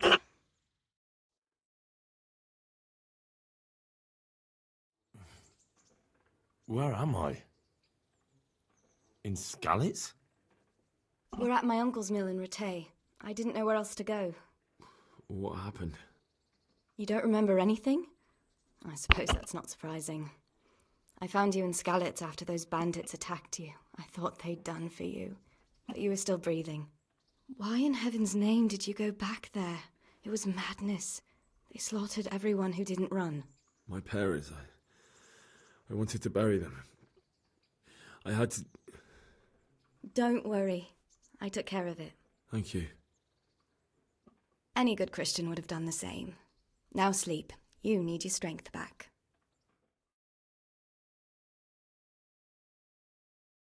Sau khi mấy sẽ You're được vài awake. ngày. Good morning. It's near Bây giờ nhìn thấy midnight. con bé là giống kiểu điên thật vậy. You've slept all day. Oh, I feel like a horse fell on me. The beating you took was worse. But at least the fever's broken. How did you manage to save me? You were lucky. I was in Skalitz and I saw Zbyszek and his thugs. I tried to distract them, but it would have been no use if those soldiers from Tamburg hadn't arrived. They were searching for you and scattered the bandits. What in the world were you... Waiting to die. What? They killed my brothers, my family, my friends. They're all dead. All of them. Everyone I ever loved. They killed one of my brothers in the mines. After that, what did I have to live for? Don't say that. There's always hope. No, there isn't. But it doesn't matter. I'm a different person now.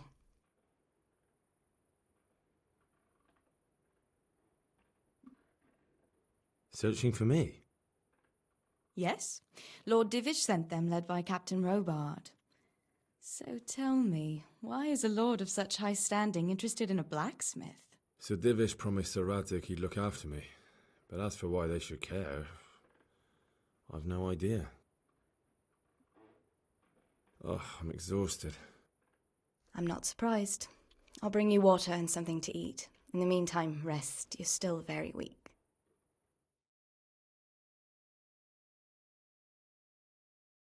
Good morning to you. How's the invalid today? Ugh, haven't felt as good as this since they lashed me to the wheel and quartered me on the town square. Got your sense of humour back. You must be better. My uncle will be glad to hear it. I had a job persuading him to let me bring you here. If you'd lain around much longer, he really would have dumped you on the town square. You can stay until you find somewhere else to live, but my uncle will want payment for taking you in and caring for you. And this is your uncle's house? We're in Rattay Mill. My uncle's miller Peshek. He took me in, and I talked him into taking care of you too. I've been lying here long enough. Uncle will be pleased he's one mouth less to feed. But are you truly well enough? Well enough to do what has to be done. Where can I find Sir Radzig? He's in the lower castle in Perkstein. He's a guest of Sir Hanush of Leipa. But someone like you can't just walk up bold as you please and demand an audience. I know Sir Radzig, and I didn't bring him his sword as I was supposed to. I must see him. If you insist. But you need to speak to my uncle first. You've been in your sickbed for over a fortnight while he paid the apothecary to tend to you, and for medicine. That's a good deal of coin you owe him. I've been lying here 2 weeks. My God. Better a fortnight in bed than an eternity in the grave. If it weren't for my uncle, you wouldn't be here at all. I owe you both my life, and I'll repay my debt. You have my word. All right. But before you go to town, you should eat something. You're still weak. There's food on the table for you. Ok. Bây giờ mình sẽ đổ mình đúng không? Ok, giờ sẽ lưu phát. Và xin phép kết thúc livestream ở đây.